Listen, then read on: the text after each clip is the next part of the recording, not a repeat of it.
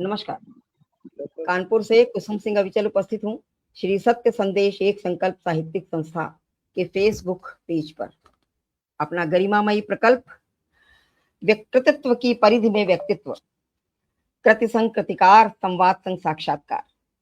आज इस प्रकल्प की हमारी एकीकृत श्रृंखला 967 और इस 967 श्रृंखला में स्वागत है, वंदन है, अभिनंदन है सभी का। तो आज के इस प्रकल्प में हम किसी व्यक्तित्व से वार्ता करते हैं, उनके समग्र कृतित्व आधारित व्यक्तित्व पर हम उनसे बातचीत करते हैं, उनके व्यक्तित्व के उन अनछुए पहलुओं को जानते हैं जो जिनके जिनके विषय में हम सभी जानना चाहते हैं। और कुछ हम अतीत के पन्ने भी खोलते हैं, कुछ संस्मरण होते हैं, तो स्मृतियों के झरोखों से अतीत के पन्ने, कुछ यादें, कुछ बातें।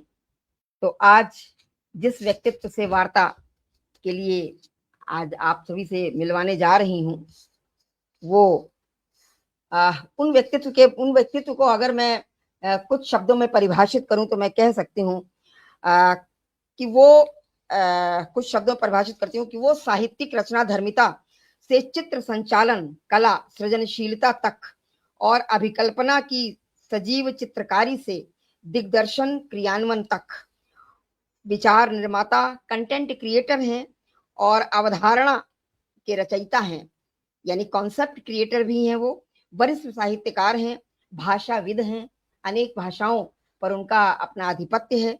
ऐसे बहुमुखी प्रतिभा से संपन्न नोएडा से हमारे बीच आदरणीय विनय विक्रम सिंह जी उपस्थित हैं। मैं आप सभी से उनको मिलवाती हूँ और उनका मंच पर बहुत बहुत स्वागत करती हूँ।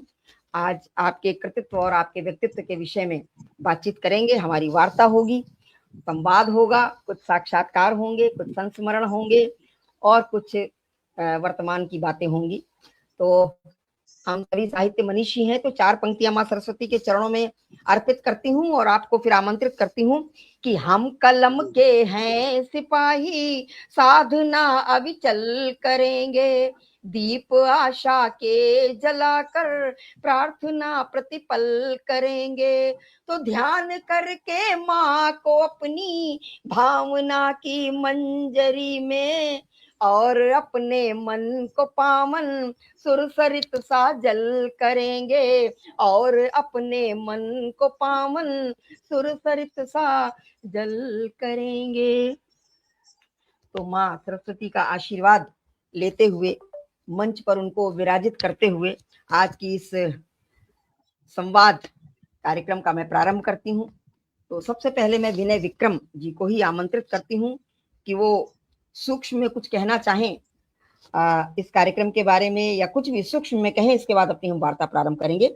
आदरणीय विनय विक्रम सिंह जी, और मंच पर हमारे साथ सुमित अग्रवाल जी की उपस्थिति है, हार्दिक स्वागत करती हूँ। जी विनय जी, स्वागत है आपका। बहुत धन्यवाद दीदी। माँ शारदे को नमन करता हूँ और आपके इस आयोजन को, जिसमें मुझे आज आहुति डालने का आपने सुअवसर प्रदान किया, इसके लिए मैं आपका हृदय से आभार व्यक्त करता हूँ और माँ शारदे की अनुकंपा मानते हुए हृदय से बहुत ही सुखद और हर्षित महसूस कर रहा हूँ। स्वागत। आपकी साहित्य साधना और सेवा जो विगत कई वर्षों से एक निरंतरता पे है, जिसमें आप बिल्कुल निष्काम भाव से अपने अपने उद्यम को जारी रखे हुए हैं। इसके लिए मैं आपको साधुवाद देता हूं कि साहित्य के लिए इतना समर्पण और निरंतरता के साथ उसके लिए कार्य करते रहना सबके लिए संभव नहीं है, और आपका स्नेहाशीष मुझे प्राप्त होता है। आप मुझे अपना आशीर्वाद भी देती रहती हैं, ये मेरे लिए सौभाग्य की बात है। आज का ये आयोजन निसंदेह मेरे लिए एक आयाम है, एक नया आयाम है, एक नया मील का पत्थर है, जहाँ पर आपने मुझे ये लाभ प्रदान किया कि मैं अपनी बीती आपके साथ और जो लोग सुन रहे हैं, सुमित भाई के साथ और अन्य लोग जो भी जुड़े हैं उनके साथ साझा कर पाऊँ। तो मैं बहुत बहुत धन्यवाद देता हूँ उन सबको जो लोग अपना समय दे रहे हैं और मुझ अकिंचन की बातों के लिए यहाँ पर अपना सहयोग प्रदान कर रहे हैं। जी दीदी, स्वागत। बहुत बहुत स्वागत है मंच पर। चलती हूँ, कार्यक्रम का प्रारंभ करती हूँ। तो सबसे पहले हमारे जब भी कभी वार्ता प्रारंभ होती है तो हम जीवन का प्रारंभिक काल लेते हैं, जन्म से लेकर शिक्षा। आपका जन्म, आपकी शिक्षा, आपकी पारिवारिक पृष्ठभूमि, ये सूक्ष्म में जानना चाहेंगे। इसके बाद आगे बात करते हैं। तो जी जी, जन्म स्थान तो मेरा कानपुर है। अच्छा। लेकिन जो जिस तरह का बचपन मैंने जिया, वो मैं कह सकता हूँ कि आज के समय में थोड़ा-सा जो हमारी नई पौध है, उसने शायद वो अनुभव नहीं किए होंगे जो मेरे रहे। जहाँ तक मेरे पिताजी का सवाल है, उन्होंने बहुत ही संघर्षों में, बहुत ज़्यादा संघर्षों में एक एक नया बोल सकते हैं आयाम स्थापित किया। गाँव की पृष्ठभूमि से वे रिज़र्व बैंक में एक पद तक पहुँचे और जो वो अपनी जिस प्रकार से अपना बाल्यकाल वो मुझे बताते थे, उसे सुनकर लगता था कि मैं तो बहुत ही अ, सुख सुविधाओं से पला हुआ हूँ, लेकिन जिस प्रकार से मैं अब अपनी अगली पौध को देखता हूँ, तो लगता है कि शायद वो हमसे भी ज़्यादा सुख सुविधाओं में पले हुए हैं। लेकिन जहाँ तक मेरा मानना है कि अगर यदि जीवन में संघर्ष नहीं है, तो फिर आप कभी भी आपके अंदर एक एक जुझारूपन, एक लड़ने का बोल सकते हैं शक्ति और साहस, वो बहुत कम होता है। मेरे बचपन में मैं ये कह सकता हूँ कि हाँ, मैं कभी भी अ, शिक्षा के स्तर पर कभी भी पीछे नहीं रहा। क्लास में हमेशा कक्षा में हमेशा एक अच्छे स्तर पर प्रथम या द्वितीय स्थान पर ही रहा।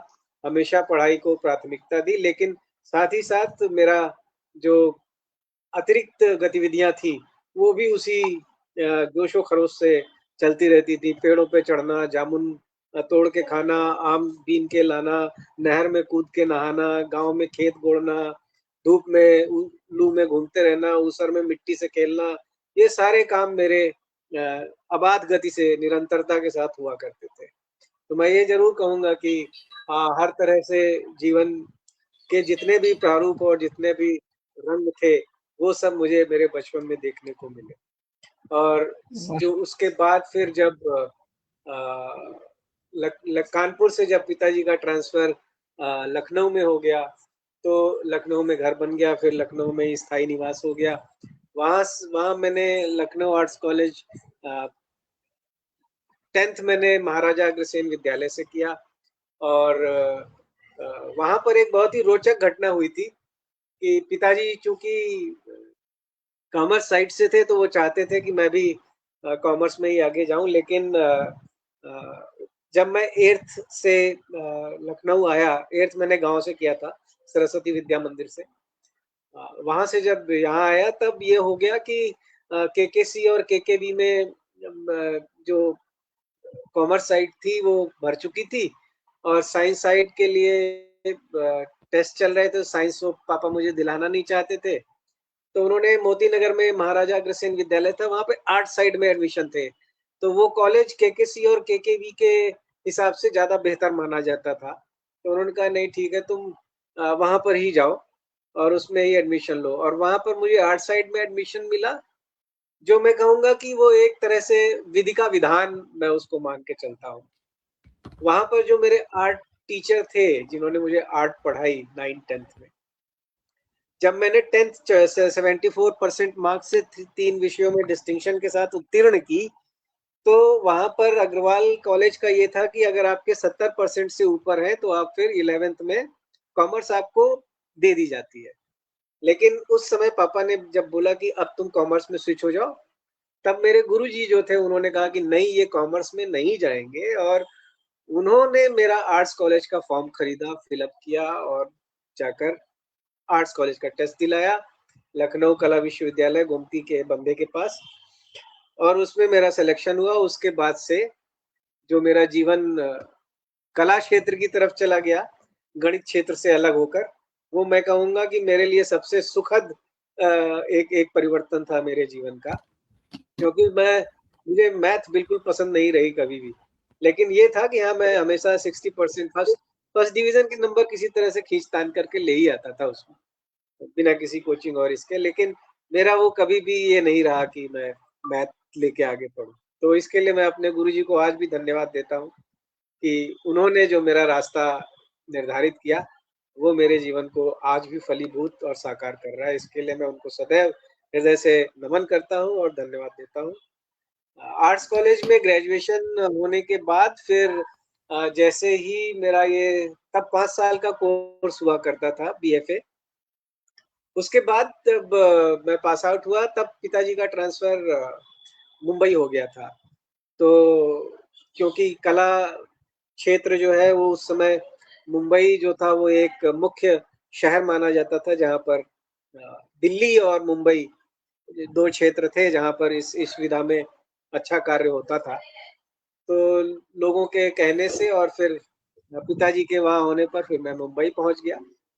मुंबई में मैं अपना पोर्टफोलियो आर्ट्स कॉलेज का लेकर कई एजेंसीज़ में गया। तो वहाँ पर मुझे ये बताया गया कि क्योंकि लखनऊ आर्ट्स कॉलेज में मैं आज भी कहूँगा कि जिस तरह का सिलेबस है और जो मुंबई के जेजे कॉलेज ऑफ आर्ट्स का सिलेबस है उसमें बहुत डिफरेंस है। तो वहाँ पर जब मैंने अपना काम दिखाया, हालाँकि मैं यहाँ पर प्रथम श्रेणी में ही था, अच्छे मार्क्स के साथ, लेकिन वहाँ पर जो सुझाव मिले कि देखिए ये आपका जो पोर्टफोलियो है इससे थोड़ा मुश्किल होगी तो आप यहाँ पर सेंट ज़ेवियर्स में मास कम्युनिकेशन का कोर्स कर लीजिए, 3D सॉफ्टवेयर का कोर्स कर लीजिए। तो मैंने वहाँ पर ज़ेवियर्स कॉलेज ऑफ इंस्टीट्यूट में मास कम्युनिकेशन का कोर्स किया और उसके बाद ही वहाँ पर वो ये मैं यही कहूँगा कि मेरी जीवन की घटनाएँ वो पूर्व निर्धारित थी। तो उस कॉलेज में एनिमेशन का लेक्चर देने के लिए श्री राम मोहन जी आया करते थे जो कि एनिमेशन के पितामह कहे जाते हैं, जिन्होंने एक चिड़िया अनेक चिड़िया वाला एनिमेशन बनाया था जो हम लोग बचपन से देखते आए थे। तो वहाँ पर जब मैंने उन्हें अपनी अपनी स्केचेज़, अपना कॉलेज पोर्टफोलियो और ये सब दिखाया, तो उन्होंने तुरंत ही ये कहा कि तुम कहाँ एड एजेंसीज़ के पीछे पड़े हो, तुम्हारा रास्ता वो नहीं है, तुम इधर आओ। और वो फिर उन्होंने मुझे एनिमेशन के फील्ड की तरफ लेके चले गए। इसमें ये था कि मैं जब भी अपने कॉलेज में रहा, मैंने 5 साल तक एक नियम बना रखा था कि रोज़ चारबाग रेलवे स्टेशन पे 2 घंटा स्केचिंग और शाम को घर के पास सब्जी मंडी में 2 घंटा स्केचिंग। ये मेरी निरंतरता रही और उसका ही फल था कि जो मेरी ड्राइंग्स थी, जो मेरी स्टडी थी, उसको देखकर राम मोहन सर बहुत प्रभावित हुए थे और उन्होंने सीधे-सीधे माहिम तब तब आरएमबी राम मोहन बायोग्राफिक्स के नाम से उनका एनिमेशन स्टूडियो था माहिम में, जो बाद में फिर रॉनी स्क्रूवाला के साथ उनका कोलैबोरेशन हुआ था, जो यूटीवी के सीईओ हैं। तब वो बना था RMUSL, Ram Mohan united studios limited, ये उसका प्रारंभिक नाम था और फिर बाद में कुछ समय बाद उसका नाम चेंज हुआ और वो फिर यूटीवी टून्स के नाम से सबके सामने आया। तो वो वहाँ से फिर मेरी एनिमेशन की यात्रा शुरू हो गई जिसमें मैंने बहुत ही तेज़ी से कई सीढ़ियाँ फलांगी। इन बिटवीनर से एनिमेशन डायरेक्टर तक 2 से 3 साल के अंदर पहुँच गया था और वहाँ जी। पर मैंने कई कई इंटरनेशनल, नेशनल प्रोजेक्ट्स पे जैसे मीना और मिट्ठू आज भी देखा जी, जाए तो अभी उत्तर अभी प्रदेश वहाँ सरकार अभी ने अभी वहाँ तक मैं आऊँगी, अभी वहाँ तक मैं अच्छा जी, जी। आऊँगी। ठीक, ठीक, जो है ये ठीक। सब मैंने जो जी, बिंदु रखे थे वो आपने एक ही बार में समेट दिए हैं सब बिंदु, क्योंकि मैं बिंदुवार जी, बात करने का मैंने बनाया था। जी, ठीक है। जी, जी, जी। तो आगे चलिए आप कोई बात नहीं है। आगे आप हाँ, तो मंच के पार मैं स्वागत कर लेती हूँ पहले सभी का। डॉक्टर अमरेंद्र वर्मा जी की उपस्थिति है, हार्दिक स्वागत करती हूँ। सुभाष चंद्र बरेलवी जी की उपस्थिति है, हार्दिक अभिनंदन है। गोप कुमार मिश्र जी हमारे साथ हैं। लिख रहे हैं मुझे मैथ सबसे प्रिय था। गोप कुमार जी का स्वागत है बहुत-बहुत मंच पर और इसके साथ-साथ कृष्णा चौधरी जी की उपस्थिति है। हार्दिक स्वागत करती हूँ आपका भी और सभी का स्वागत है, अभिनंदन है। कुछ नाम ऊपर निकल गए हैं, दिखाई दिए थे नाम। स्वागत है सभी का। मैं इससे देख लूँगी नाम, सभी का स्वागत करती हूँ मैं। मोबाइल में नाम नीचे चले गए हैं। चलिए मैं अभी देखती हूँ उसको। तो आपने पूरी जो शिक्षा का पूरा अपने प्रारंभिक शिक्षा से लगा करके आपने जो है बिल्कुल अद्यतन आपने पूरा विस्तार से बता दिया है। चलिए मेरा काम हल्का हो गया, मैं अलग चलती हूँ। एक उत्सुकता है हम सबकी कि आप जो है विनय विक्रम हैं, लेकिन आपने नाम के साथ मनकही क्यों जोड़ा है? इसके विषय में हम जानना चाहते हैं। इसके पीछे क्या मतलब क्या उद्देश्य था? इस ये भी बहुत ही रोचक घटना है। असल में हुआ क्या था, लिखने की आदत तो मेरी प्रारंभ से ही रही। जब पिताजी रिज़र्व बैंक से नॉवेल्स और 50 बहुत सारे उपन्यास वो लाते थे और मैं निरंतर उनको पढ़ता रहता था। तो वहाँ से ही मेरी लेखन लिखने का एक बोल सकते हैं प्रयास आरंभ हो गया था। तो वो तब उसमें छंद नहीं थे, मस मात्र एक तरह से कह सकते हैं गद्यात्मकता थी। और मेरे साथ के ही कॉलेज के 3-4 फ्रेंड्स और थे जो भी वो भी लिखते थे। तो कह सकते हैं कि करीब 8-10 साल पहले हम लोग जब ऐसे ही आपस में बातचीत कर रहे थे तो सबने ये डिस्कस किया कि चलो हम लोग फेसबुक शुरू हुआ था। तो ये हुआ कि चलो एक ग्रुप बनाते हैं और उसमें हम सब अपनी रचनाएँ डाल के एक-दूसरे के साथ चर्चा और परिचर्चा करा करेंगे। हुँ, वहाँ से ये नाम मैंने सुझाया और उस नाम का एक पेज बना, लेकिन बाद में क्या हुआ धीरे-धीरे व्यस्तताएँ अ, अलग होती चली गईं और मैं अकेला बचा, तो फिर मैंने वो नाम अंगीकृत कर लिया, उसको आत्मसात कर लिया और मेरे ख़्याल से वो ये कह सकते हैं कि अपने मन की कहना ही असल में एक तरह से मनकही है। साहित्यिक जी। अनुभूति है। तो और उसमें किसी तरह की बाधा ना होना, ये मैं ये मानता हूँ कि ये सबसे महत्वपूर्ण बिंदु है कि आप अपने मन की कहें, आप किसी तरह के वाद में ना फँसें, आप किसी तरह के विचारधारा से जुड़कर ना लिखें।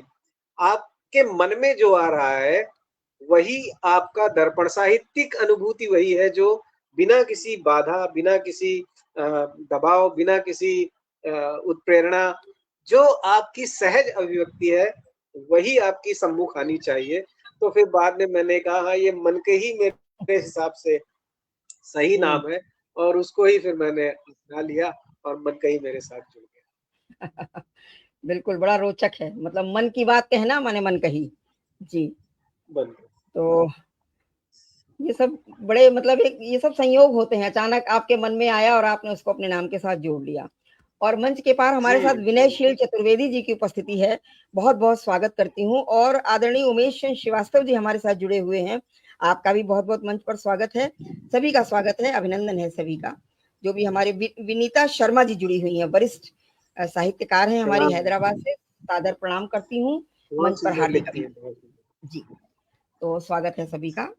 तो चलिए शिक्षा का तो आपने बताया मतलब मैं वही जानना चाह रही थी कि आपकी अधिकतर ऐसा होता है कि जो लड़के होते हैं उनका विज्ञान की ओर या कॉमर्स की ओर रुझान होता है। आर्ट्स की ओर ज़्यादातर लड़कियों का रुझान होता है। तो आपके जैसे पिताजी आपने बताया कि वो कॉमर्स चाह रहे थे, उन्होंने स्वयं कॉमर्स के स्ट्रीम के वो रहे, आपको भी चाह रहे थे जी, और आपको फिर वहाँ से कला की ओर डाइवर्ट कर दिया गया। तो मतलब क्या आपकी रुचि जी। थी? मतलब कला शिल्प कला में रुचि थी आपकी क्या? अब आपकी मैं रुचि मैं कॉमर्स में बच होगी? हुँ, ना, ना, बिल्कुल भी नहीं थी। बिल्कुल मैथ मैथ से तो मेरे पसीने छूटते थे। लेकिन अच्छा। ले और ड्राइंग आप मुझसे सारा दिन करा लीजिए। मतलब उस समय की कंडीशन ये होती थी कि मुझे 5th, 6th, 7th जब भी तो मैं क्लास में पीछे बैठकर बच्चों को ड्राइंग बना के देता था। कभी फैंटम की बना के दी, कभी अच्छा। लोथार की। उस समय की जो कॉमिक्स थी, हुँ, लोथार, मैंड्रेक, इनकी हाँ। सब की मैं उनको स्केचेस बना के दिया करता था। और अच्छा। जितने भी आर्ट कॉम्पिटिशन हुआ करते थे, उसमें मैं हमेशा फर्स्ट या सेकंड। यहाँ तक कि मेरे स्कूल के जो प्रिंसिपल थी, वो भी कहीं भी आर्ट्स कॉलेज किसी भी आर्ट कॉम्पिटिशन की सूचना मिलती थी, वो कहती थी, "विनय तुम यहाँ पे जाओगे।" वो स्वयं फॉर्म मेरा भर के भिजवा देती थी। और उसमें अच्छा। जब मैं लखनऊ आ गया था, तब एक रानी लक्ष्मीबाई इंदिरा नगर की ब्रांच में पढ़ रहा था और वहाँ पर एक प्रदेश स्तरीय कला प्रतियोगिता हुई थी और उसमें मुझे प्रथम पुरस्कार मिला था। तब उस समय के राज्यपाल जी थे मोतीलाल वोरा जी, तो उन्होंने वो मुझे पुरस्कार दिया था। तो मेरा कला के साथ तो मैं हमेशा ही एकदम मुक्त भाव से जुड़ा रहता था। मेरा खाली समय अगर मैं बाहर खेल नहीं रहा होता तो फिर वो ड्राइंग ही होता था, जो मैं कुछ ना कुछ हमेशा बनाया ही करता था। तो वो मेरा सबसे पसंदीदा कार्य था। बिल्कुल, कलात्मक रुचि आपकी थी। तो ये कला आप कैसा, मतलब स्केचिंग वगैरह करते थे, और शिल्प कला में क्या करते थे आप?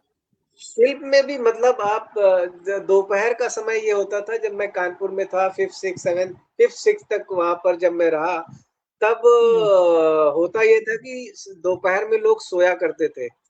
लेकिन मेरा शगल ये रहता था कि मैं कुछ सामान, लकड़ी के टुकड़े, कीले, मिट्टी, ये सब मैं ले आता था। घर बन रहा है मोरंग के अंदर, तब मिट्टी के ढेले निकलते थे, बहुत चिकनी मिट्टी हुआ करती थी वो। मैं वो मिट्टी ओह! निकाल लाता था। उससे मैं कभी मूर्तियां बनाता था, कभी चिड़िया, कभी कार, कभी लकड़ी। मेरे पास तब से टूल्स थे।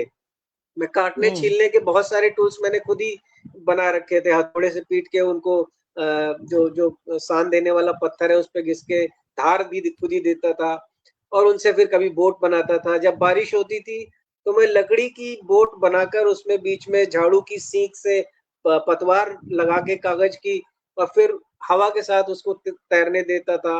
मतलब ये सारे काम, बैलगाड़ियां, लकड़ी की सीख की बैलगाड़ियां बनाता था। अखरोट के कछुए, मोर, छिलकों के, मतलब शिल्प शिल्प से भी पूरी तरह से जितना भी क्रिएटिव रचनात्मकता मुझे किसी भी सामान में मिलती थी, किसी भी चीज से मैं कुछ ना कुछ हमेशा बनाने में ही लगा रहता था।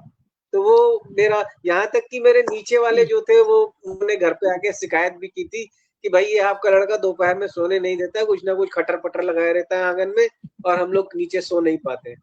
तो इतनी बुरी मेरी, वो बोल सकते हैं कि तब की ये आदत थी कि सोना नहीं होता था, सारा दिन कुछ ना कुछ करते रहना, बनाते रहना, करते लिख रहें।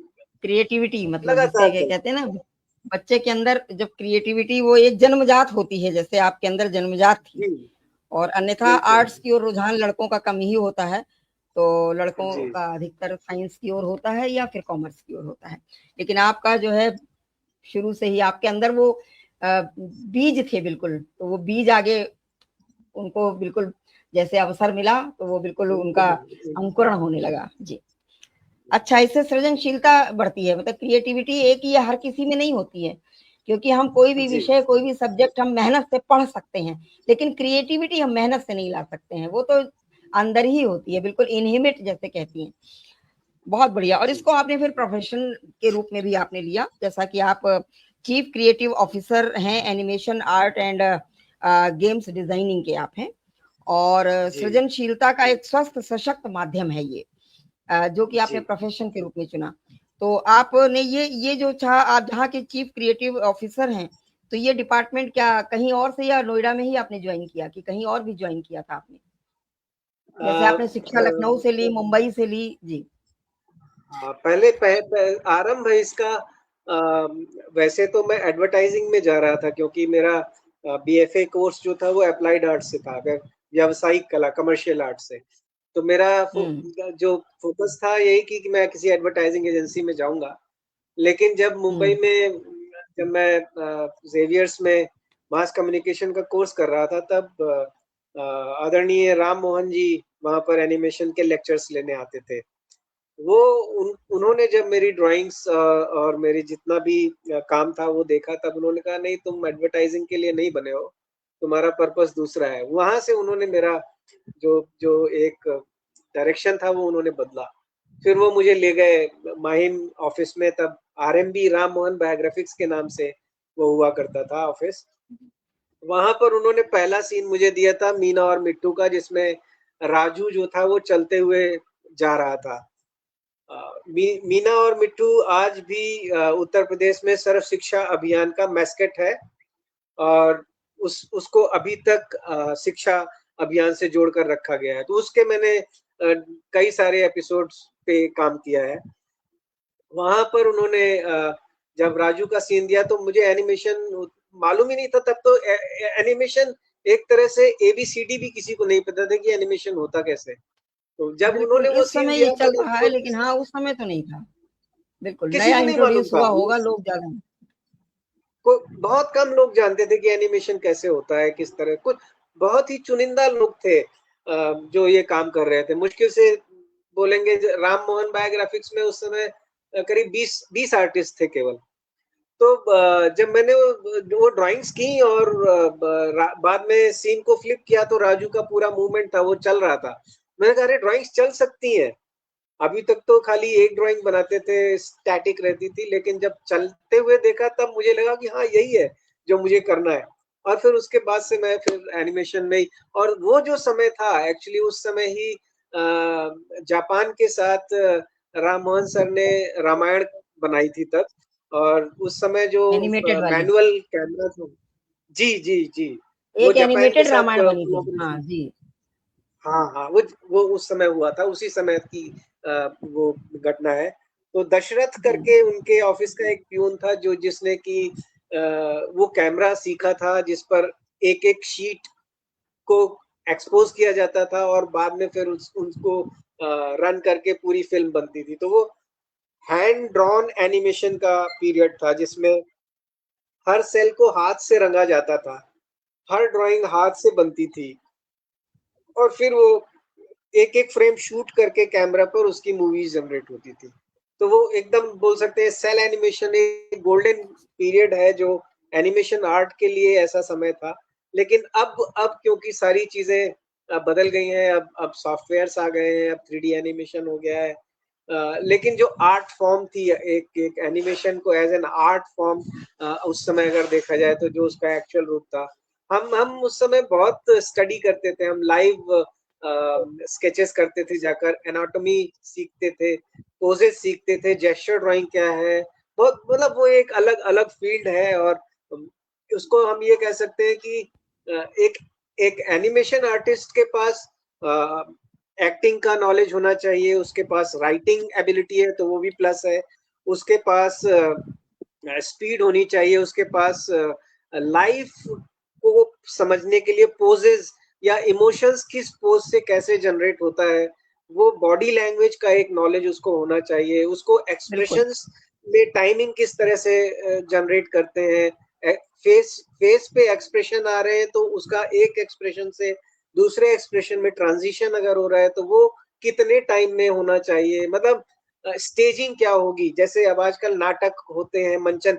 तो एक एनिमेटर को ये सारी चीजें पता होनी चाहिए कि स्टेजिंग क्या है, मैच कट्स क्या है, फिल्म की लैंग्वेज क्या है, कैमरा की लैंग्वेज क्या है, कैरेक्टरिस्टिक्स। किसी कैरेक्टर को अगर वो एनिमेट कर रहा है तो उसको वो कैरेक्टर अपने अंदर महसूस करके एनिमेट करना होता था। अदरवाइज उस कैरेक्टर के कैरेक्टरिस्टिक्स उसके अंदर जो जो जिसको वो एनिमेट कर रहा है वो ट्रांसफर नहीं होंगे। कोई फैट मैन है तो वो फैट मैन कैसे चलता है वो उस एनिमेटर को एक्ट आउट करके देखना पड़ता था कि अगर मैं बहुत मोटा हूं तो कैसे चलूंगा। उसके बाद फिर वो उसको एनिमेट कर सकता है।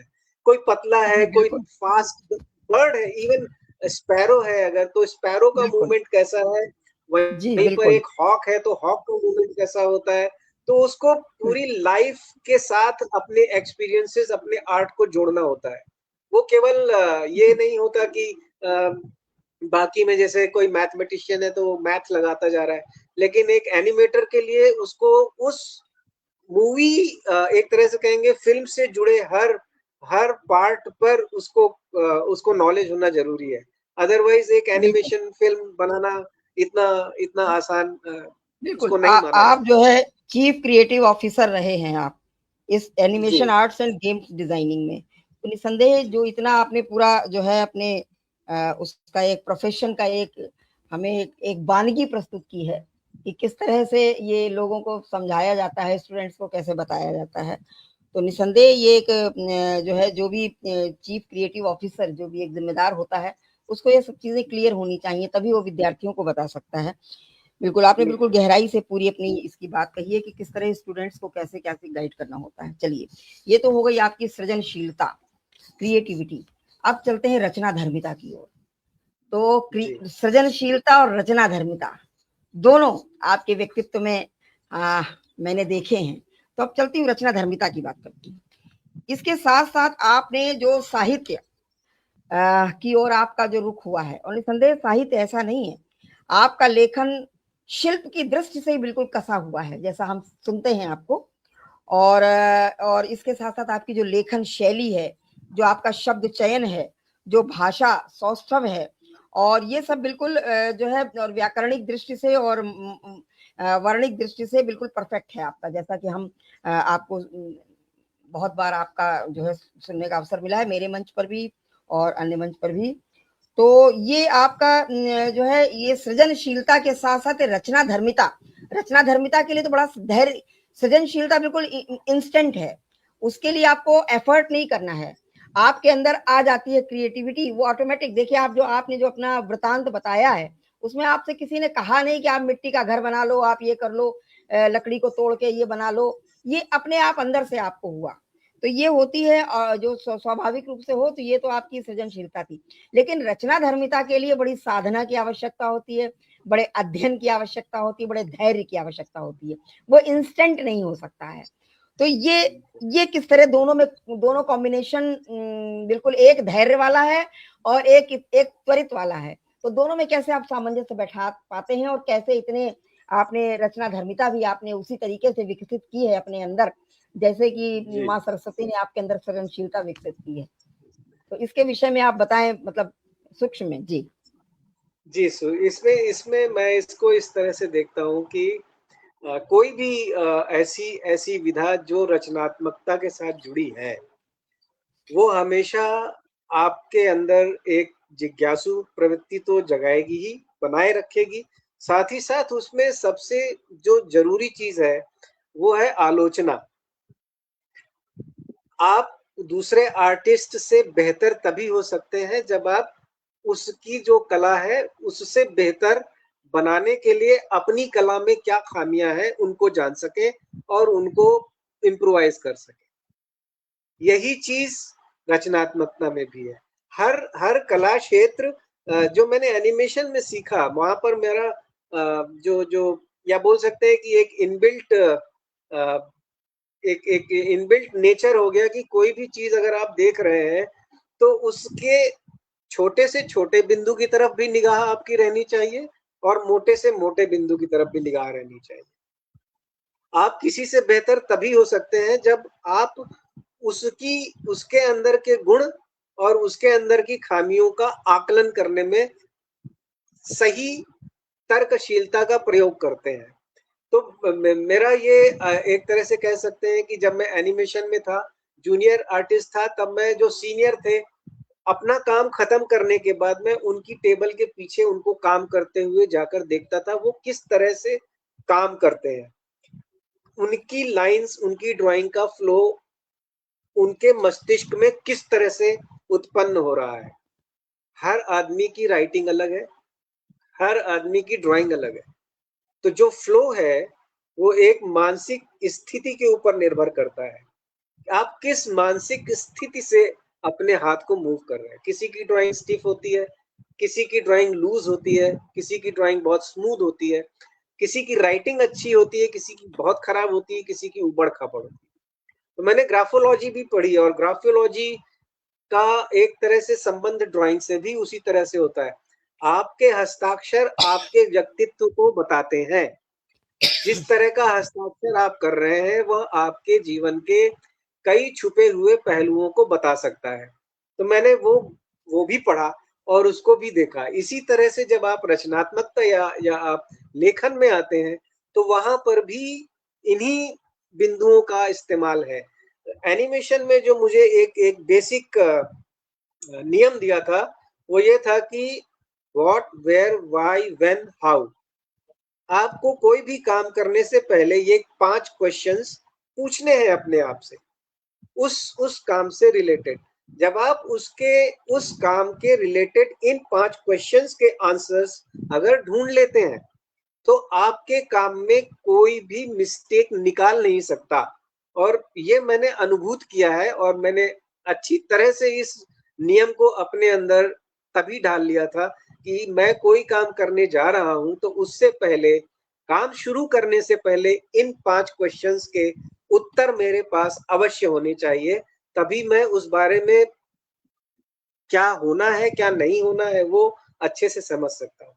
तो ये जो एक बोल सकते हैं कि पहले से ही नकारात्मक और सकारात्मक तुलनात्मक अध्ययन जो है, अगर मैं रचनाशीलता की तरफ भी जा रहा हूँ, मुझे लिखना भी है, तो उस लिखने में मैंने जो लिखा, वो क्या सही लिखा, उसमें शब्द वही आने चाहिए। हर रचना के हिसाब से शब्दों का एक अलग सेट होता है। अगर आपकी पहली पंक्ति यदि सामान्य भाषा की है, तो आगे की रचना भी सामान्य भाषा की ही बनेगी। आपकी पहली पंक्ति यदि शुद्ध भाषा की है, तो आगे की पंक्तियां भी शुद्ध भाषा में ही बनेंगी। आपकी पहली पंक्ति का भाव यदि अमूर्त है, तो आगे की रचना भी अमूर्त ही बनेगी। आपकी पहली पंक्ति यदि बहुत ही गूढ़ भाव से उत्पन्न हुई है, जिसमें प्रतीकात्मकता ज्यादा है, तो आगे की जी रचना भी उसी भावभूमि पर उतरेगी। जी जी विनय जी, मैं यहाँ टोकूंगी आपको थोड़ा सा कि मतलब इन जी दोनों में आप सामंजस्य कैसे बैठा पाते हैं, बस ये बाकी बाकी रचना में क्या क्या होना चाहिए वो एक अलग विषय हो जाएगा। आप इन दोनों में तो तालमेल कैसे बैठाते हैं? जी मेरे लिए दोनों एक सहज जी क्रियाविधि के अंतर्गत आती हैं। हालांकि जब आरंभिक जो स्तर था, जो जब मैंने लेखन शुरू किया, तो वो छंद मुक्त था। उसमें जी उसमें छंद नहीं हुआ करते थे, वो गद्य आधारित अभिव्यक्ति मात्र ही थी। लेकिन जैसे जब मैं फेसबुक से जुड़ा, तब मुझे पता चला कि यहाँ तो छंद चल रहे हैं। उस जी समय मैंने मुक्तक लोक और कविता लोक समूह मुझे मिले, जहाँ पर विशंभर जी और ओम नीरव जी जी वो उन उन उन पटलों का संचालन करते थे। तो वहां से मुझे छंद सीखने को मिले, वहां पर मुझे गोप दादा मिले, वहां पर जितने भी आज के कई अच्छे लेखक और साहित्यकार हैं, उनसे जुड़ने का सौभाग्य वहीं से हुआ। तब मैं धीरे धीरे समझ पाया कि अच्छा, अगर लिखना भी है तो उसका भी एक शिल्प है। जिस प्रकार कला शिल्पों से अपने अपने शैल्पिक विधान से बंधी हुई है, कला भी लोग कहते हैं कि हाँ जी, ब्रश से लाइन खींच दी तो एक एक पेंटिंग हो गई। नहीं नहीं, ऐसा वहां पर बिल्कुल नहीं है। वहां पर भी आपको स्वतंत्रता तो है अभिव्यक्ति की, लेकिन वो हमेशा नियमों से बंधी हुई है। और वही बिल्कुल चीज मैंने यहाँ पर भी देखी कि आपके पास अभिव्यक्ति की स्वतंत्रता तो है, किंतु यदि आप पद्य रचना कर रहे हैं, आप काव्य कर रहे हैं, या आप गद्य भी लिख रहे हैं, तो हर गद्य में भी आप कहानी लिख रहे हैं, निबंध लिख रहे हैं, व्यंग्य लिख रहे हैं, तो उसका भी एक विधान है, उसका भी एक शैल्पिक अनुबंध है। बिल्कुल वो आपने आपको आपने वो ये सब कार्य लिखा है, पाती आपने आपने दोनों में सामंजस्य बैठाया है, ये बड़ी बात है। आपने पद्य के साथ साथ गद्य भी लिखा है और आपने कहानियां लिखी हैं, लघु कथाएं लिखी हैं, समीक्षाएं भी लिखी हैं, समालोचना व्यंग आदि दोनों लिखे हैं। तो आपका ये दोनों दोनों जो है, दोनों का अद्भुत संगम एक होता है, सृजनशीलता और इसके साथ साथ रचना धर्मिता। तो निसंदेह इन दोनों में समन्वय बैठाना आसान नहीं होता, लेकिन आपने समन्वय बैठाया, सृजनशीलता भी आपकी चलती रही, रचना धर्मिता भी आपकी चलती रही। तो अब चाहते हैं कि कुछ आपसे हम इसमें सुन लेते हैं कोई एक।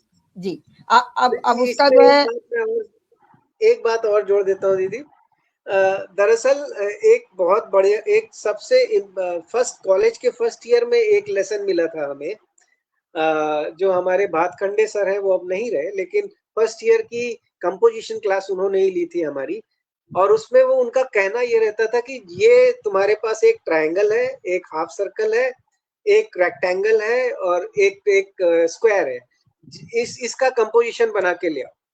हम लोग रात भर जागते थे, 2 दिन 3 दिन काम करते थे लगातार, और करीब 30-40 ड्राइंग्स उनके पास लेके जाते थे कंपोजिशन की, और वो बिना देखे उसको उठा के कूड़े के डब्बे में फेंक देते थे, कहते थे और बना के लाओ। तो फिर हम जाते थे और फिर बना के लाते थे। ऐसा जब 2-3 बार हो जाता था, उसके बाद के बैच से वो फिर 5 डिजाइन चुनते थे कि अब इनमें कलर भर के लाओ। फिर उनको जो हम कलर करके कई सारे लेके जाते थे, तो सब फेंक देते थे। फिर बाद में 2-3 स्टेप के बाद कहते थे हाँ, अब इसको तुम बड़ा फाइनल करो। तो बाद में, हालांकि उन्होंने बिल्कुल कभी ये बताया नहीं कि इसके पीछे क्या क्या कारण है, वो हमारी डिजाइन्स को रिजेक्ट क्यों करते थे।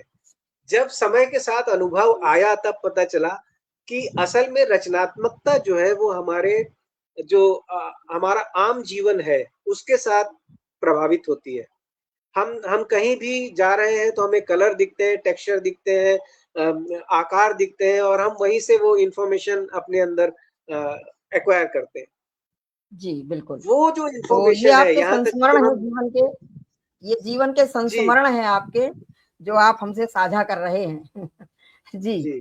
तो संस्मरण तो की वो बात वो अभी वही अभी चीज़ वहाँ तक मैं पहुँची नहीं हूँ, संस्मरण तक मैं पहुँची ही नहीं हूँ। नहीं, नहीं, ये तो बीच में ये रचनात्मकता के बातचीत लिए ज़रूरी है, ये जो बिंदु है, नहीं, तो उसमें मेरा ये पूछना था आपसे कि रचनाधर्मिता और सृजनशीलता में आपको समन्वय बैठाने में कोई दिक्कत तो नहीं होती है? बस तो कभी नहीं, मतलब कभी क्योंकि नहीं, कभी नहीं, एक क्योंकि टाइम टेकिंग वो है, एक समय के एक साथ टाइम आपके साथ टेकिंग है और एक त्वरित है, एक टाइम टेकिंग है, एक त्वरित है। तो ये मेरा मैं हम जानना चाह रहे थे। चलिए अब मैं चलती हूँ आपके पास भाषा, भाषा पर आपका अपना आधिपत्य है। तो आप जो है आप हिंदी, अंग्रेजी, अवधी और मराठी 4-4 भाषाओं पर आपका आधिपत्य है। तो ये चारों भाषाएँ, हिंदी तो हमारी मातृभाषा है, अंग्रेजी भी हम जी, पढ़ते हैं पाठ्यक्रम में, लेकिन ये अवधी और मराठी, ये भाषाएँ आपने पढ़ के करी हैं या सुन-सुन के आपने इन पर सुन के अपना अवधी मैं अवध प्रांत से मैं आप आते हैं तो अवधी आपकी ज़ुबान जी, में, जैसे मेरी भी अवधी भाषा है, घर में हम लोग अवधी बोलते जी, हैं। जी, और लेकिन मराठी, बिल्कुल, बिल्कुल। तो मराठी आप शायद मुंबई में रहे हैं तो वहाँ सीखी होगी आपने। तो जो जी। है ये चारों भाषाओं का आपका कॉम्बिनेशन है, बिल्कुल 4 भाषाओं पर आपका आधिपत्य है। तो ये आपने कैसे सीखी हैं? मतलब ये पढ़-पढ़ के सीखी हैं या सुन-सुन के सीखी हैं? अवधि तो मैं कह सकता हूँ, हालाँकि मैं गाँव में ज़्यादा नहीं रहा, केवल गर्मियों की छुट्टियों में और 8th जो था मेरा वो पूरा गाँव में हुआ था। हुँ, उसके हुँ। बाद खाली गर्मियों की छुट्टियों में आना-जाना होता था, लेकिन वहाँ पर सबसे बड़ी बात क्या होती थी कि मैं रात के समय अपनी जो चाची, नानी, मौसी जितनी भी मेरी बड़ी आस-पास के गाँव की जो भी हमारी रिश्ते में थीं, मैं उनके घर पर रात का खाना खाने के बाद उनसे कहानियाँ सुनता था। रात के अच्छा। 1-1 बजे तक, 2-2 बजे तक वो अवधि में कहानियाँ सुनाती थी और मैं सुनता रहता था। और ये हर रोज का क्रम था और मेरे साथ क्या था कि मैं बाहर की किताबें पढ़ता था, रशिया की लोक कथाएँ और ये सब वो सब, तो मैं उनको अपनी कहानियाँ सुनाता था और वो मुझे अपनी कहानियाँ सुनाती थी। इस तरह से अवधि और मेरे अंदर उस समय पे बंधी। और बाद में एक समय के बाद मतलब जब कॉलेज हो गया, जॉब हो गई, फिर करीब 10-15 साल बाद, 20 साल बाद मैं गाँव गया। तो वहाँ पर जब बोलने लगा तो ही खड़ी बोली निकलती थी, तो वहाँ पर एक अपनी तरफ में एक भाषा ही देखो अंग्रेजी फूँक ही रहे हैं। मतलब आप अगर खड़ी हिंदी भी बोलेंगे तो उसको बोला जाता है अंग्रेजी फूँके लाग भैया ये तो देखो। तो वहाँ पे मुझे बड़ा हाँ, ये लगा कि मेरी भाषा और मैं अब उसको बोल नहीं पा रहा हूँ, तो मैंने फिर जितना भी हो सकता था मैंने फिर अवधि में रचनाएँ प्रारंभ की। उसमें मैंने जितनी पुस्तकें मिल सकती थी, उसमें राम बहादुर मिश्र जी से कई पुस्तकें मिली। हमारे इंद्रेश बहादुर जी हैं, गाँव के पास ही रहते हैं, उन्होंने हमें कई पुस्तकें दी। फिर मैंने वापस अवधि पुस्तकें पढ़नी शुरू की और अवधि रचनाओं में कोशिश ये करनी शुरू की कि जो अवधि के लुप्त होते शब्द हैं, उनको पुनः प्रयोग में कैसे लाया जाए। तो मेरा प्रयास फिर क्योंकि छंद प्रवाह में आ गए थे, छंद समझ में आ गए थे, तो फिर मैंने भाषा के साथ अब उसका समन्वय आरंभ किया और अवधि में फिर प्रयास किया और वो काफ़ी लोगों से मुझे आज भी इस चीज़ के लिए प्रोत्साहन मिलता है कि मैं अवधि में अच्छा लिख रहा हूँ। फिर उसके बाद जब बिल्कुल मैं अवधी मुंबई तो में था तो वहाँ पर क्या हो गया हुँ, कि अब जितने वहाँ पर एक कल्चर मुझे जो अच्छा लगा कि वो आपस में वो लोग हमेशा मराठी में ही बात करते हैं। तो अब मुझे हिंदी आती थी और मैं उनकी बात समझ नहीं पाता था। तो मैंने फिर धीरे-धीरे बहुत ध्यान से शब्द सीखने शुरू किए।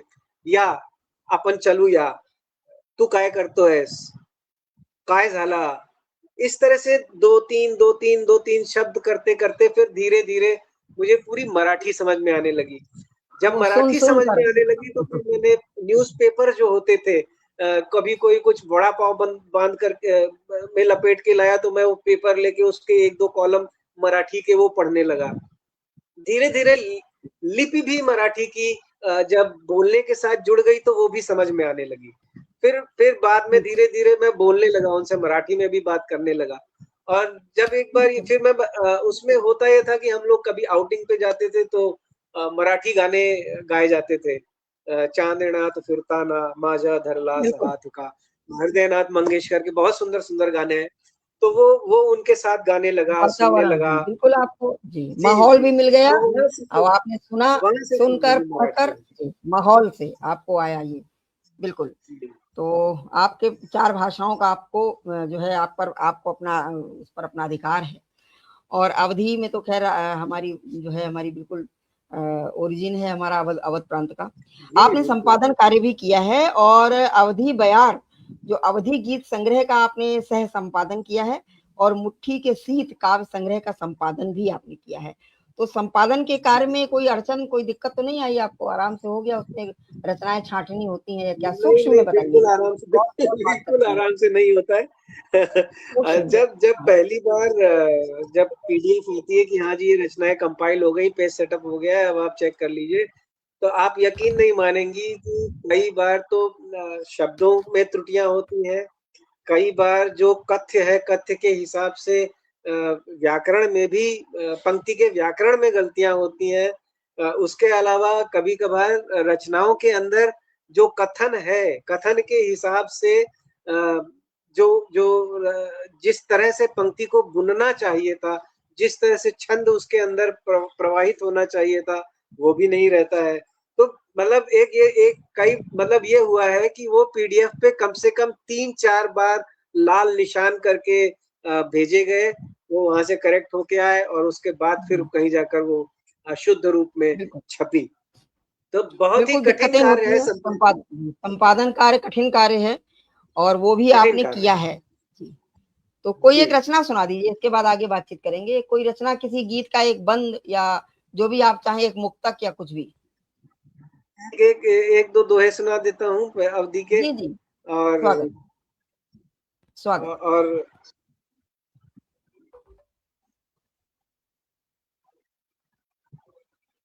करिखा मह उजर लुका, हुँ। जसक साच माँ झूठ,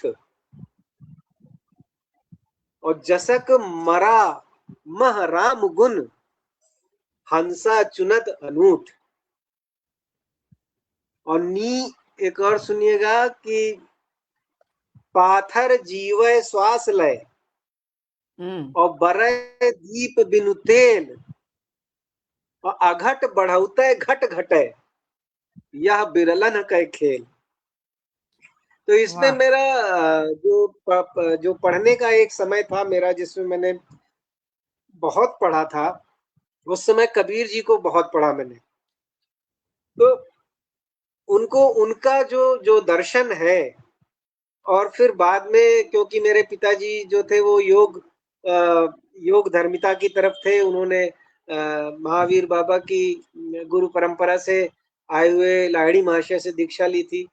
तो वहां से योग से संबंधित जितना भी मुझे पढ़ने को मिला, रमण महर्षि, रामकृष्ण परमहंस, तमाम तरह के तत्व दर्शन और योग और वेदांत से जुड़ी पुस्तकें, वो सब पढ़ने के बाद फिर एक तरह से कह सकते हैं कि जो सही अर्थ है, कबीर जो थे वो उनको हम कह सकते हैं कि वो योग परंपरा से नहीं थे, वो अनगढ़ या बोलेंगे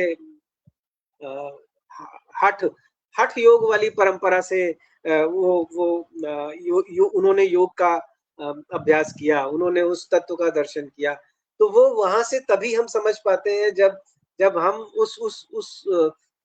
उस भाव भूमि से गुजरे हो, उसको हमने महसूस किया हो। तो वो मेरे लिए जो निर्गुण और इस तरह के जितने भी अवधि के दोहे हैं, वो मुझे इसीलिए प्रिय है कि उनके अंदर वो चीजें आई हैं। कुछ एक हिंदी के दोहे भी सुना देता हूँ कि निर्जल निर्जल इस संसार में सभी रहे हैं तैर, निर्जल इस संसार में सभी रहे हैं तैर, और कोई रखकर दुम दबी, और कोई सिर पर पैर। हुँ। कुछ पन्ने रहते मुड़े, ऐसी हुँ। उम्र किताब, बिना कलम बिन शब्द के रहता वहां हिसाब। और पिताजी के लिए एक दोहा है कि कांव कांव संसार की, और भांति भांति के भार, सभी पिता के मौन में सोते पांव पसार, सभी पिता के मौन में सोते पांव पसार। जी बढ़िया, बहुत बढ़िया दोहे आपके। और निसंदेह लेखन तो आपका बड़ा ही गहन रहता है और बिल्कुल जैसे कसौटी पर कसा हुआ रहता है, उसमें कोई कमी निकालना मुश्किल काम है। तो बिल्कुल जैसा मैंने पहले भी कहा कि शिल्प से बिल्कुल कसावट रहती है आपकी, भाव तो आपके रहते ही हैं लेकिन शिल्प में भी कसावट आपकी रहती है। बहुत ही सुंदर। और आपने जो है एनिमेशन का तो आपने काफी डिटेल में बता दिया है कि एनिमेशन फिल्म्स का आपने दिग्दर्शन भी किया है और जो है उसका आपने क्रियान्वयन भी किया है और एनिमेशन पितामह पद्मश्री राम मोहन जी के साथ आपने काम किया है, ये आपने बता ही दिया है। जी जी जी तो फिल्म्स का जी दिग्दर्शन माने आपने उनको डायरेक्ट भी किया है फिल्मों को, किस तरह जी। आपने किया है इसके विषय में सूक्ष्म में जानना चाहेंगे जी।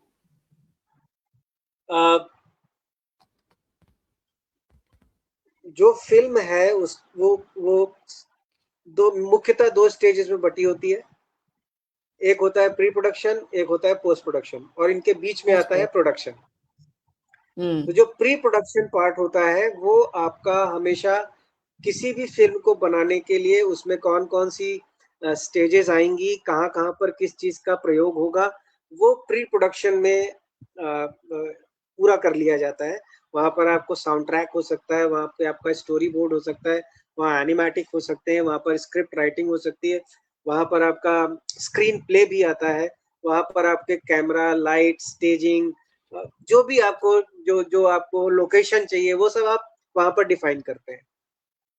और एक बार जब वो डिफाइन हो जाता है उसके बाद फिर आप उन उन जगहों पर टीम को भेजकर, या अगर एनिमेशन फिल्म है तो उसके आधार पर आप वो सीन्स एनिमेटर्स में बांट देते हैं, और अगर लाइव एक्शन है तो उसमें आप प्रोडक्शन टीम्स को वो गाइडलाइंस देकर उस लोकेशन शूटिंग लोकेशन पर भेजकर वहां पर वो शॉट्स आप शूट कराते हैं। जब एक बार रॉ मटेरियल के जैसे आपके पास सारे सीन्स आ जाते हैं, वो हो सकता है एक्चुअल लाइव में तो मोस्टली वो एडिशनल लेंथ होती है। आपको हो सकता है 2 मिनट का या 30 सेकंड का सीन चाहिए हो, लेकिन आप उसको 3 बार, 4 बार, 5 बार शूट कर लेते हैं कि हो सकता है इस एंगल से अच्छा लगे, हो सकता है इस एंगल से अच्छा लगे, कहीं पे लाइट गड़बड़ हो गई, कहीं पे कैमरा ठीक से वर्क नहीं किया, मतलब बहुत सारी चीजें होती है उसमें। तो वो आपके पास एक तरह से सीन्स का या कट शॉट्स का एक अच्छा बंच क्रिएट होके आपके पास आता है। ये प्रोडक्शन में होता है जिसमें और एनिमेशन में क्या होता है वो थोड़ा ज्यादा डिफाइंड होता है, क्योंकि इसमें आप रिटेक्स के चांसेस नहीं ले सकते। रिटेक्स में आपको वो सीन फिर से एनिमेट करना है, तो वो एक तरह से एक शॉट तो आप चलिए आपने आधे दिन में एक शॉट ले लिया, लेकिन अगर सीन का रिटेक आ गया तो वो आपका रिटेक आगे के सीन को भी हो सकता है प्रभावित करे और पीछे के सीन को भी प्रभावित करे। तो एनिमेशन वो पूरा का पूरा प्री डिफाइंड होता है उसका प्री प्रोडक्शन, कि इस सीन में ये डायलॉग आएगा, इतने ही सेकंड का सीन होगा, इसमें एक्स्ट्रा फ्रेम्स नहीं एनिमेट होंगे। तो वहां पर थोड़ा ज्यादा प्रिसाइजली एनिमेशन में काम होता है। निर्देशन, जी ये पूरा दिग्दर्शन का काम, निर्देशन का काम, जी बिल्कुल, हाँ, इसमें बड़ा आपको डिटेल्ड हमेशा काम है आपने जैसा बताया जी। जी, तो मतलब प्री एनिमेटर्स को प्रोडक्शन आपको भी आप बताना देखिए। पड़ता है इस सीन की रिक्वायरमेंट ये है, यहाँ पर ये इस हाँ तरह से जाएगा, कैमरा ट्रकिंग हो रहा है, डॉली हो रहा है, जूम इन हो रहा है, या टॉप शॉट से, या लॉन्ग शॉट है, मिड शॉट है, वो सारी की सारी चीजें आपको एनिमेटर के साथ डिस्कशन करनी होती है। बिल्कुल, साथ ही देखिए जो अगर डायरेक्टर, लाइव है तो जी, जी जी लाइव में डायरेक्शन का भी काम आपको ऐसे आसान बहुत नहीं सारे होता है जी। नहीं होता, किसी नहीं को होता, डायरेक्ट बहुत करना सारे आसान नहीं होता, डायरेक्शन का काम बड़ा टफ होता है। जी इसके साथ साथ हाँ आपने हमें बताया अभी कि जो आपने मीना और मिंटू की बात की जो सीरीज, तो आपने भारतवर्ष के लिए यूनिसेफ की ये है शायद मीना और मिंटू सीरीज यूनिसेफ की, जो आपने इसको यूनिसेफ भारत के लिए इसको आपने एनिमेट किया है। और सारा की जी एनिमेशन सीरीज भी आपने बनाई है जो कि अफ्रीका के लिए है। ये अफ्रीका आपके के लिए विषय जी में जो जी, तो ये जी बहुत जी बड़ी बड़ी आपके अचीवमेंट्स हैं आपके एनिमेशन में, बहुत आपने काम, आपका बड़ा बिल्कुल परफेक्ट काम है आपका। और अंतरराष्ट्रीय जी एनिमेशन जो धारावाहिकों का भी एनिमेशन और निर्देशन आपने किया है, स्क्रिप्ट राइटिंग और उसका क्रियान्वयन, तो जी निसंदेह बहुत ही मतलब बड़ा अच्छा लगा, मतलब क्योंकि समय जो है हमें समय भी देखना है, नहीं तो पूरा हम आपसे डायरेक्शन पूरा हम ही ले रहे हैं कि आप कैसे क्या होता है पूरी प्रोसेस। और दूसरा आर्ट्स हाँ हाँ हाँ आपने जैसा बताया जी, लखनऊ आर्ट्स कॉलेज से आपने शिक्षा ली है, जामिया मिलिया दिल्ली और एमिटी यूनिवर्सिटी नोएडा और एमिटी यूनिवर्सिटी लखनऊ, ये सब जगह जो है आपने यहाँ पर कॉन्सेप्ट क्रिएशन पर कई कई आपने वर्कशॉप्स भी करी हैं। मेरी कोशिश रहती है कि जितना मैंने अभी तक किया है वो अपने जो भी अपकमिंग आर्टिस्ट हैं उनके साथ हमेशा साझा करता रहूं कि क्या क्या स्टेजेस आ सकती हैं, क्या प्रॉब्लम्स हो सकती हैं, वो सारी चीजें हमेशा उनके साथ मेरी कोशिश रहती है कि न्यू कमर्स के साथ जरूर से शेयर करूं। बिल्कुल, वर्कशॉप करना बहुत एक समाज के लिए बहुत जो है समाज सेवा कह सकते हैं हम कि वर्कशॉप के शिक्षा का प्रसार करना, भाषा का प्रसार करना और जो भी आपके अंदर जो ज्ञान है उसका प्रसार करना, तो आपने वो भी किया है, वर्कशॉप्स आपने लगाई हैं, तो निसंदेह टाइम मैनेज करना बड़ा मुश्किल रहता है। जी, ज्यादातर कॉलेजेस में क्या दिक्कत है कि उनका जो सिलेबस है वो अभी भी पुराना है, लेकिन हमारी इंडस्ट्री का जो वर्कफ्लो है, जो प्रोसेसेस हैं, अब वो चेंज हो चुके हैं। तो वो एक गैप जो है वो स्टूडेंट्स को अगर हम बता सकते हैं, जो लोग काम कर रहे हैं केवल वही बता सकते हैं। वहां पे जो टीचर्स हैं mostly they are into teaching profession, वो मार्केट में क्या चल रहा है कई बार उनको पता नहीं होता। तो ये इस तरह के जो सेशंस होते हैं इसमें हम आर्टिस्ट और टीचर्स के साथ उनको बता सकते हैं कि भाई अब ये टूल्स आ गए हैं, इस काम को करने के लिए आप जो 1 घंटा लगा रहे हो इसके लिए 5 मिनट में ये काम हो सकता है अगर आप ये टूल इस्तेमाल करेंगे। इस तरह से क्वालिटी इंप्रूव कर सकते हैं, इस तरह से नई लर्निंग हो सकती। तो ये एक तरह से इंफॉर्मेशन शेयरिंग है जो मेरी कोशिश रहती है कि जितना ज्यादा हो सके मैं लोगों के साथ, बच्चों के साथ वो शेयर जरूर से बहुत अच्छा, बहुत बहुत प्रेज वर्दी, मतलब जो है सराहनीय काम है ये आपका। और चलिए अब फिर पुनः आती हूँ, आप जो है बैसवाड़ा अवधी संस्थान, तो इसके भी आप संस्थापक हैं, तो अवधी भाषा के प्रचार प्रसार में भी आपका योगदान कम नहीं है। तो इस संस्थान के माध्यम से आप किस तरह का काम करते हैं? क्लासेस लगाते हैं या वर्कशॉप्स लगाते हैं या क्या, किस तरह का सूक्ष्म में जानना नहीं, मेरा इस संस्थान से मेरा प्रयास ये है कि जो हमारे बैसवाड़ा क्षेत्र के जो रचनाकार हैं उनकी रचनाओं को एक स्थान पर संकलित किया जाए, उनको एक जगह पर इकट्ठा करके, जैसे काव्य कोश है या इस तरह के जो अन्य ग्रुप हैं, समूह हैं जो रचनाकारों को एक जगह पर इकट्ठा कर रहे हैं। तो अगर देखा जाए तो हमारा जो क्षेत्र है उस क्षेत्र में निराला जी वहां पर रहे, डलमऊ में रहे, जो आचार्य रामचंद्र शुक्ल जी, जो एक तरह से बड़े बड़े जो रचनाकार स्तंभ है साहित्य के, वो उन्होंने काफी सारा साहित्य को दिया है। और उसी परिपाटी में जो हमारे आज तक जितने भी रचनाकार हैं, तो मेरा प्रयास है कि उन लोगों को भी एक जगह पर संकलित किया जाए एटलीस्ट। तो कम से कम अगर कोई कभी खोजेगा, कुछ पढ़ना चाहेगा, तो उसको अवधि से जुड़ी हुई वो सारी रचनाएं, क्योंकि अवधि अभी भी छितरी हुई है, वो एक जगह पर संकलित नहीं है। उसकी रचनाएं, उस लोकगीत, बहुत सारे प्रारूप, नौटंकियां और ये सब अभी भी छितरा हुआ है। तो यथासंभव कोशिश ये है कि उन चीजों को एक जगह पर एकत्रित कर लिया जाए।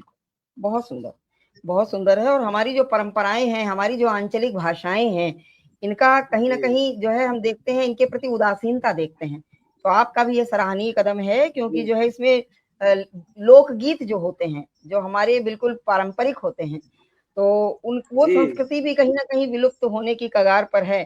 तो वो आप इसको जीवंत बनाए हुए, तो बहुत बहुत अच्छा काम है आपका। और अब चाहते हैं कुछ आपकी रचना सुन ली जाए, क्योंकि अब उसके बाद थोड़ी सी बातचीत और हम करेंगे। मंच पर सपना सक्सेना जी की उपस्थिति है, हार्दिक स्वागत है। कोई गीत या कोई गजल अगर आपने लिखी हो तो उसका गीत हो तो एक बंद, और गजल हो तो उसके कुछ शेर। जी, स्वागत।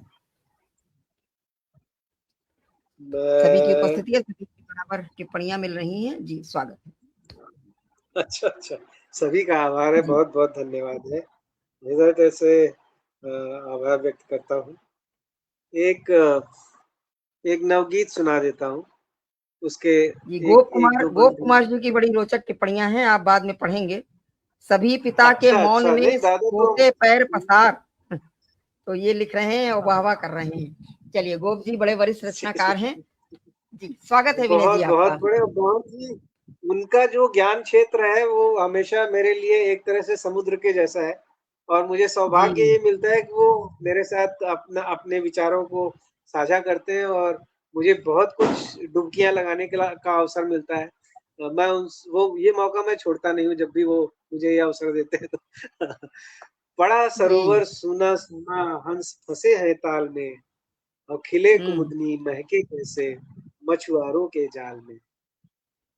वाह! धूप समेटे तिनका तिनका अनुमानों को सूप में पोर पोर कर ढले पहर तब अविश्वासों के रूप में और कभी किनारा पता करेगा मोती है किस हाल में।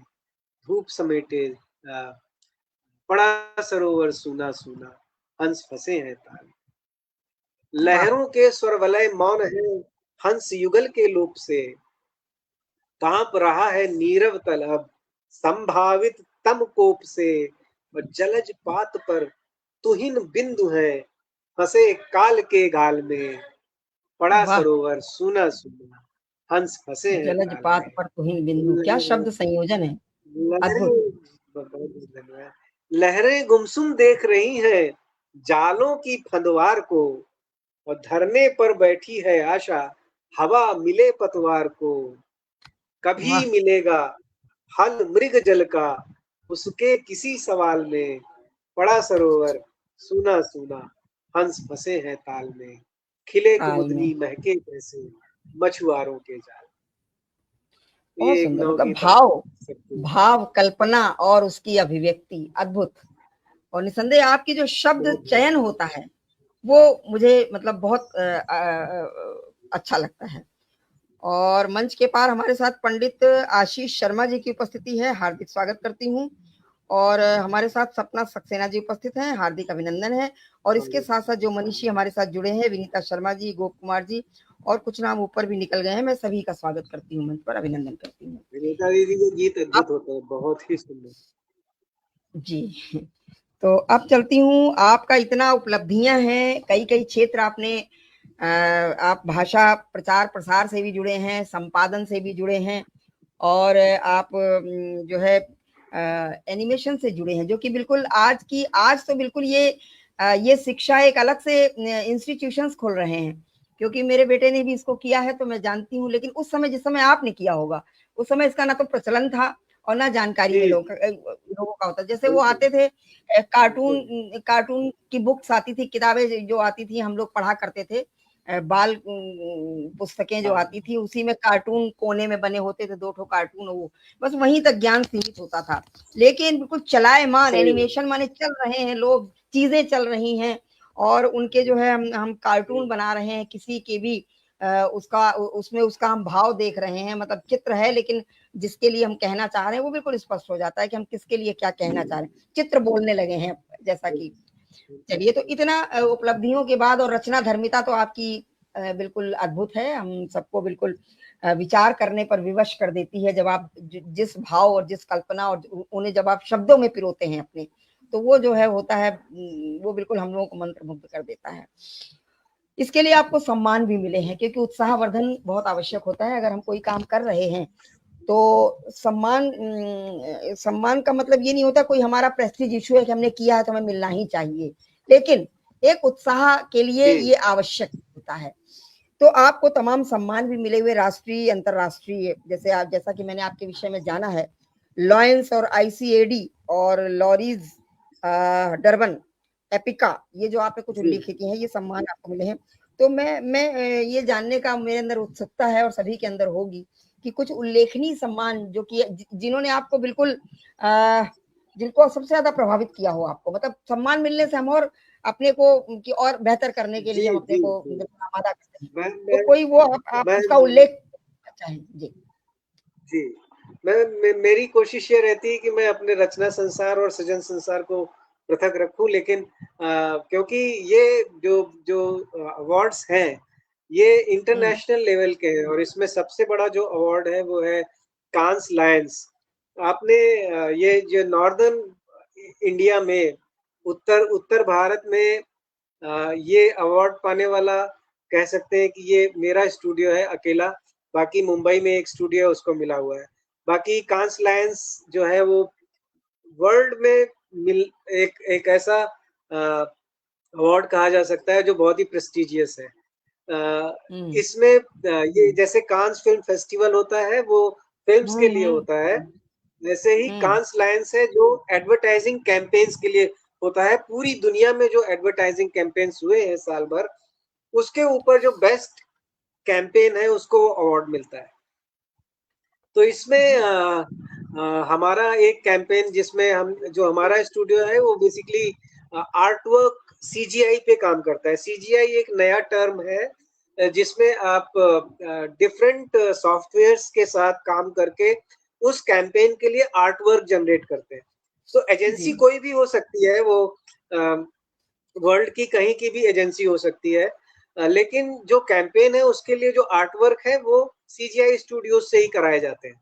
तो मेरा जो सीजीआई स्टूडियो है उसके लिए उससे ओगिलवी ने काम कराया था और क्लाइंट था उनका पेंगुइन बुक्स। तो पेंगुइन बुक्स की ऑडियो सीरीज आ रही थी कि आप बुक्स को सुन के स्टोरी का आनंद ले सकते हैं। तो जो कैंपेन की डिजाइन और मास्टहेड और कॉपी है वो ओगिलवी ने किया था और उसका जो क्रिएटिव है, जो उसका आर्ट है, वो हमने किया था। तो उसको फिर कांस लायंस में ब्रॉन्ज मिला था और वो सबसे बड़ा अवार्ड है हमारा, जो कि वर्ल्ड लेवल पर बहुत ही मायने रखता है। और उसके बाद आईकैड है जो कि आयरलैंड का है, उसमें हमें 2 गोल्ड मिले थे। लोरीज है, अरेबियन कंट्री गल्फ कंट्रीज का अवार्ड है, वो हमें मिले। इसके अलावा ब्लू एलिफेंट, ब्लैक एलिफेंट और गोवा फेस्ट, इसमें 40 से ज्यादा इंटरनेशनल सम्मानों की आपकी लंबी सूची है जी, लेकिन ये उल्लेखनीय ये है, बहुत सुंदर। चलिए अब चलती हूँ, आपका ये जो है ये क्षेत्र हो गए आपके, इसके साथ साथ आपकी और किसी क्षेत्र में रुचियां हैं क्या? केवल कोई क्षेत्र आप बताइए किस क्षेत्र में है या इन्हीं में है बस? इसमें ही सारा समाहित है। इवन अगर आप एक्टिंग कहेंगे तो एक एनिमेटर को एक्टिंग आनी ही चाहिए, उसको अच्छा है। हमने एक्टिंग क्लासेस सीखी और बाद में जब एनिमेशन स्टूडियोज में नए ज्वाइनीज आए तो उनको मैंने एक्टिंग सिखाई भी कि एक्टिंग कैसे करनी है, क्या क्या प्रोसेसेस होते हैं, साउंड को कैसे कंट्रोल करना होता है, साउंड का थ्रो क्या होता है, मॉड्यूलेशंस क्या है, ये सारी की सारी चीजें बॉडी के साथ कैसे। जी मतलब जी, इसके बॉडी साथ के साथ साथ आपको अभिनय में रुचि है जी, अभिनय में रुचि है जी। तो मतलब निसंदेह आपका संपादन और रचनाशीलता और सृजनशीलता और इसके साथ साथ आपका भाषाओं का प्रचार प्रसार और इसके साथ साथ अभिनय, मतलब ये आपकी रुचियां हैं, मतलब जो है अभिनय की रुचि आपकी अतिरिक्त है जी, बहुत सुंदर। और मंच पर सभी की बड़ी मेहनती उपस्थिति है, मैं स्वागत करती हूँ। विनोद तोमर जी अभी अभी उपस्थित हुए हैं, हार्दिक अभिनंदन करती हूँ उनका भी। और डॉक्टर अमरेंद्र वर्मा जी अभी अभी हमारे साथ उपस्थित हुए हैं, उनका भी बहुत बहुत स्वागत है, सभी का बहुत बहुत स्वागत है। तो बहुत सारी बातें मुझे लगता है लगभग समुद्र मंथन हो चुका है और उसका हमको जो है अमृत भी मिल चुका है कि जैसे हमारे जो टिप्पणियां कह रही हैं आप बाद में आप पढ़ेंगे। बहुत अच्छा लगा निसंदेह, मतलब ये जो कार्यक्रम होते हैं संवाद के और वार्तालाप के और साहित्यिक साक्षात्कार के, इनमें वो निकल कर आता है सामने जिनसे हम सभी अनभिज्ञ होते हैं, तो बहुत अच्छा लगता है। चलिए एक मैं 10 मिनट का लगभग रैपिड फायर राउंड में करती हूँ, वो मैं कर रही हूँ, बड़ा रोचक है, लेकिन इसमें आपको केवल एक शब्द में उत्तर देना है, डिटेल नहीं देना है, डिटेल किसी का नहीं देना, एक शब्द जी। तो आप एनिमेशन से जुड़े रहे हैं प्राइमरीली शुरुआत से, तो आपका पसंदीदा एनिमेटेड कैरेक्टर कौन सा है? जैसे कैरेक्टर होते हैं तो कौन सा कैरेक्टर आपका सबसे पसंदीदा? कुंग फू पांडा। जी जी जी। और पसंदीदा एनिमेटेड शॉर्ट फिल्म्स जो भी आपने डायरेक्ट करी हैं, तो उनमें कौन सी आपकी पसंदीदा रही है? वो तो एक तरह से लगभग सभी अच्छी, क्योंकि सब पे ही काम किया है, सबको अप्रूवल मैंने ही दिया है, तो वो हमें सबसे ज्यादा सारी आनंद किसमें आया? सबसे ज्यादा आनंद किसमें आया? एक चूज करना पड़ेगा जी। क्रिसमस डायनासोर करके था और सिंगापुर का एक टीवी शो था डॉक्टर जो किलाट, जो अच्छा डॉक्टर डिजास्टर। अच्छा, हम लोग देखिए अननोन है इससे, क्योंकि ये क्षेत्र आपका है और हम लोग को इसके बारे में हम जानना इसीलिए चाह रहे हैं क्योंकि हमारे लिए ये सब नए नए नाम है। जो आपने एनिमेटेड कैरेक्टर का नाम बताया या जो आपने शॉर्ट फिल्म बताई, हम लोग के लिए अननोन नाम है। आज आपसे ही जानना है हमको। जी, अगर आपको जो है आप क्योंकि साहित्यकार भी रहे हैं और आपके ट्रांसफर्स भी होते रहे हैं कई कई, जैसे लखनऊ और जो है मुंबई, और इस समय आप नोएडा में हैं, तो कई कई शहरों में अगर आपको कहीं भ्रमण करने का अवसर मिले तो आप किस शहर में जाना पसंद करेंगे? कोई एक शहर। मुंबई। मुंबई जी के आसपास बहुत फोर्ट्स हैं, बहुत किले हैं। बिल्कुल, और वहां वहां पर इसका स्कोप भी है। जो आपका जी अभिनय और जो ये एनिमेशन वगैरह वहां पे इस चीज की वहां पर मतलब वैल्यू है, क्योंकि वहां फिल्म इंडस्ट्री है, तो ये सब चीजें वहां पे हैं। जी बिल्कुल। खाली समय में आप क्या करना पसंद करते हैं? जैसे बिल्कुल आप खाली बैठे हुए हैं तो आप क्या करना पसंद करते हैं? आराम करना पसंद करते हैं कि कुछ क्या करना पसंद करते हैं? कि कुछ लिखना पढ़ना? मेरा दिन में सोना बहुत कम है, मैं सोता बहुत कम हूँ। कुछ ना कुछ लिखते रहना, सोचते रहना ही मेरा खाली समय का पास टाइम रहता है। जी बिल्कुल। आपकी कलात्मक अभिरुचि रही है, और जो है आपने जैसा कहा आप अभिनय अभिनय भी आपकी रुचि में शामिल है। तो आप इसका आपका फिल्मों में भी रुझान होगा निश्चित रूप से। आप मुंबई में भी रहे हो तो वो तो नेचुरली होगा ही होगा। तो आपका पसंदीदा फिल्मी कलाकार कौन है, अभिनेता? किसका अभिनय आपको प्रभावित करता है? अगर भारतीय सिनेमा क्षेत्र में देखेंगे तो ओमपुरी, अनुपम खेर, ओमपुरी। उनकी जी जो मूवीज है, बिल्कुल, ये सारांश हो गई। जी जी बिल्कुल, ये जो नाम आपने लिए हैं, ये वास्तव में जो कहते हैं कि अभिनेता बिल्कुल निष्णात हैं अभिनय करने में।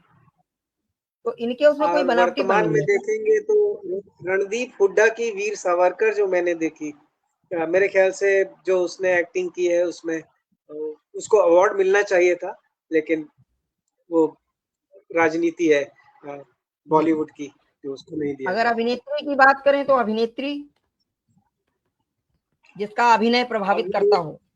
अभिनेत्री अभिनेत्री हमारी इंडस्ट्री में बहुत कम ही है ऐसी जिनको सही रोल दिए गए। लेकिन अभिनय जो ज्यादातर बिल्कुल उस कैरेक्टर में डूब कर जो अभिनय करती हो, बिल्कुल जैसे अभिनेता मुझे का यही। मुझे एक रोल जो है जो हमेशा याद रहता है, वो मदर इंडिया का नूतन का जो है रोल, जी बिल्कुल। देखिए बहुत ही अभिनय की सुंदर है। जी बिल्कुल विशेषता होती है, कोई भी अभिनेता हो या अभिनेत्री हो, अभिनय में जिस भूमिका को उसको निर्वहन कर रहा हो उसमें डूब जाए, बिल्कुल बिल्कुल भूल जाए कि वो कुछ और है, वो वही है। तो बिल्कुल जो आपने नाम लिए जी ये जी हमारे बिल्कुल। इसी तरह के अभिनेता और अभिनेत्रियां हैं। निर्देशन का काम भी आपने किया है, तो परफेक्ट निर्देशक आपको कौन लगता है?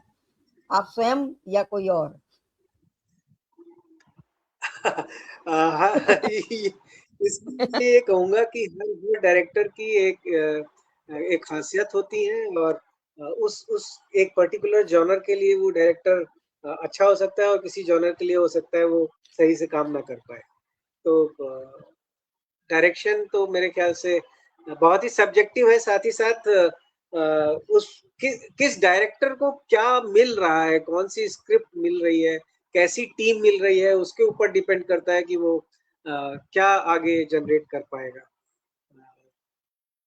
तो तो कोई नाम आपके मस्तिष्क में आ अगर रहा है? अगर नाम लेना है तो नाम के लिए मैं हमेशा गुरुदत्त जी को नाम दूंगा, क्योंकि उनकी मूवीज आज भी पढ़ाई जाती हैं। जो जो फिल्म स्कूल्स है, वहां पर आज भी उनकी light and shade, composition, camera movement, उसके ऊपर आज भी रिसर्च होती है। दूसरे हमारे ये थे वो भी थे बस बंगाल एक से ही ही थे। नाम, बस एक ही नाम। अच्छा। जी गुरुदत्त, एक ही नाम। और मंच पर अभी हमारे साथ सत्य कुमार प्रेमी जी जुड़ गए हैं। आपका भी स्वागत है प्रणाम बहुत प्रणाम। बहुत। जी, पंडित आशीष शर्मा जी हमारे साथ बराबर जुड़े हुए हैं, और स्वागत है सभी का। जी चलिए, और कुछ हैं, मतलब हमारे प्रश्न कुछ और हैं। आपने आपका जो भी कैरियर रहा है विद्यार्थी जीवन से लेकर आज तक, और कई कई क्षेत्र, जैसे आपने कई कई जो क्षेत्रों में काम किया है, चाहे लेखन का क्षेत्र हो, चाहे ये एनिमेशन का क्षेत्र हो, चाहे संपादन का क्षेत्र हो, और जो भी आप भाषाओं से जुड़े हैं, तो इसमें आपके जीवन को सबसे अधिक जो है प्रेरित किसने किया? मतलब आप जीवन का आदर्श आपको कोई लगता है जो कि जिसने आपको पक पक और आपका मार्गदर्शन किया हो? तो जीवन का आपका आदर्श क्या है? आइडल कौन, महिला या पुरुष, कोई भी हो सकता है? करियर वाइज तो मैं यही कहूंगा कि मेरे जो गुरु थे जिन्होंने मुझे आर्ट्स कॉलेज में एडमिशन दिलाया, वही मेरे मार्गदर्शक हैं। बाकी मैंने हमेशा अपने अंदर एक सीखने का एक ब्रैकेट हमेशा खुला रखा है। वो मुझे चाहे मेरे जूनियर से मिले, चाहे मेरे सीनियर से मिले, चाहे मेरे कलीग से मिले, किसी से भी मिले, मैं सबसे सीखने की कोशिश करता हूँ। रचना में भी, रचना धर्मिता में भी मेरा यही प्रयास रहता है कि मैं किसी की भी रचना को पढूं, उससे अगर मुझे कुछ सीखने को मिल रहा है तो वो मेरा बोल सकते हैं कि मेरा पथ प्रदर्शक ही है। तो मैं फिर सब भी प्रेरणा सीखने के लिए स्रोत मैं हमेशा ओपन हूँ। कोई एक नाम लेना चाहेंगे प्रेरणा स्रोत में? कोई एक नाम प्रेरणा अगर स्रोत में आपके राम मोहन सर ही हैं जिन्होंने जी, मेरे अच्छा, मेरे एनिमेशन के करियर से मुझे इस फील्ड में एक स्थान दिलाया। जी, बिल्कुल। चलिए, फ़िल्मों की बात हुई थी तो पसंदीदा गायक कौन है आपका फ़िल्मी? गायक और गायिका, एक गायक और एक गायिका। वो तो निर्विवाद रूप से मैं यही कहूँगा, लता मंगेशकर जी हैं, आजकल में श्रेया घोषाल हैं, और जी, एक नाम, पुरुषों केवल एक में नाम। किशोर कुमार हैं, जी, बस एक मुकेश नाम हैं। बस। ठीक, एक नाम।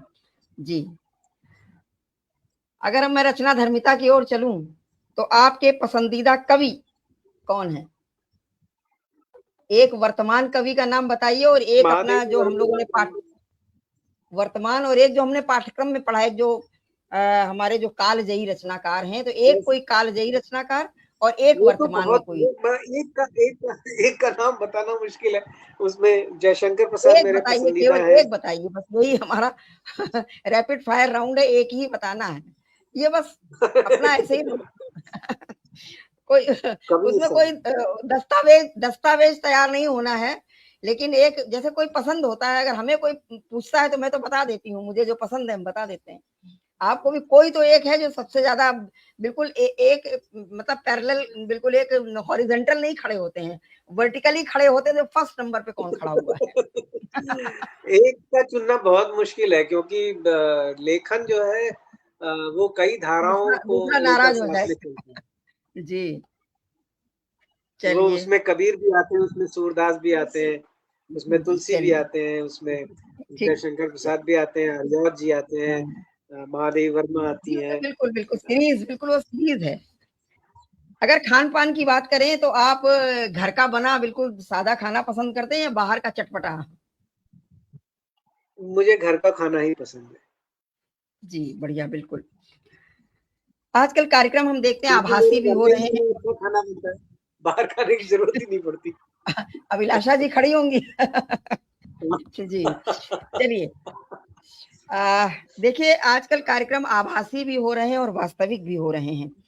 लेकिन जी, आपके अनुसार मतलब कौन से कार्यक्रमों की उपादेयता अधिक है, या कौन से कार्यक्रम आपको मतलब ज़्यादा, दोनों में एक एक मतलब जो है उपादेयता किसकी अधिक है?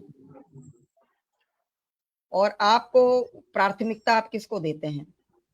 प्राथमिकता एक को ही देनी है, किसको देते हैं आप? मैं जो जहाँ पर जो जो आप प्रश्न जो है ना बड़े सीधे सीधे आंसर चाहती हैं, लेकिन उनके उत्तर सीधे नहीं है। ये ये ये हमारा अलग आज सेगमेंट है, जो साक्षात्कार का अलग वर्तमान समय में सेगमेंट है। हाँ, वर्तमान एक समय में उत्तर। एक आयोजन का नाम लेना चाहूंगा, वो है कथारंग। वो सही अर्थों में साहित्य के लिए, गद्य कहानियों के लिए कार्य हो रहा है। कौन सा, एक बार फिर कहिएगा? कथारंग, क्या नाम आलोक है? यात्री जी, सेरा यात्री जी के पुत्र हैं आलोक यात्री जी। वो कथारंग का कार्यक्रम कराते हैं अच्छा, गाजियाबाद में, जिसमें ठीक, अच्छा, कहानियों पे जी, चर्चा होती है। साहित्य चलिए, की दृष्टि से वो एक कार्यक्रम ऐसा हो रहा है जो निसंदेह जी। सराहनीय है। चलिए, अब एक प्रश्न ऐसा है जो कि दो प्रश्न ऐसे हैं जो कि थोड़े से विचारणीय भी हैं। आप इसको एक शब्द में नहीं बल्कि एक वाक्य में या दो वाक्य में बता सकते हैं, मात्र एक वाक्य मैक्सिमम, या ज्यादा से ज्यादा दो वाक्य। वर्तमान लेखन को साहित्यिक दृष्टि से आप कितने नंबर देंगे? वर्तमान में लेखन हो रहा है, उसकी साहित्यिक कितने में से? मूल्यांकन कितने में आउट से? ऑफ 100, आउट ऑफ 10 कर लो, आउट ऑफ 10। आउट ऑफ 10 मेरे ख्याल से 7 साहित्यिक दृष्टि से। जी बिल्कुल। अच्छा, आज का जो लेखन है उसमें कई कई जो है हम सभी के मन में प्रश्न उठते हैं। इसका उत्तर आप दो वाक्य में भी दे सकते हैं, तीन वाक्य में भी दे सकते हैं, अधिक से अधिक 1 से 3 वाक्य में।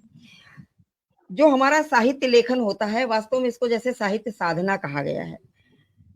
और आज हम क्या देख रहे हैं कि मौलिक लेखन का जैसे थोड़ा सा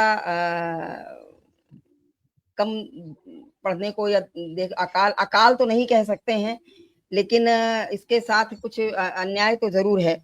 मौलिक और कृत्रिम लेखन, ठीक है, तो इसे हम कैसे पहचान सकते हैं, मौलिक और कृत्रिम? और एक तीसरा चल रहा है नकल किया हुआ लेखन, कॉपी पेस्ट वाला, अपना नाम छाप देना। तो ये सब जो है साहित्य की विडंबनाएं हैं। तो इसे हम कैसे इसके विषय में आप क्या कहेंगे? आप थोड़ा सा इसको 2-3 वाक्य में भी बात कर सकते हैं।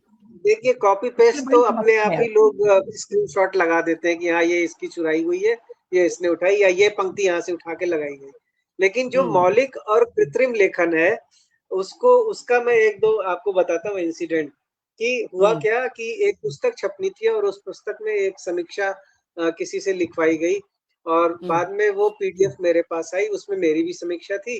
तो मैंने जब सारी पीडीएफ, क्योंकि इसलिए आई थी कि एक बार नजर डालने के लिए, तो मैंने वो समीक्षा भी पढ़ी। तो और मैंने उनको, जिनकी पुस्तक थी, मैंने उन्हें बताया कि आपकी ये समीक्षा जो है ये एआई से लिखी गई है। तो उन्होंने कहा कैसे?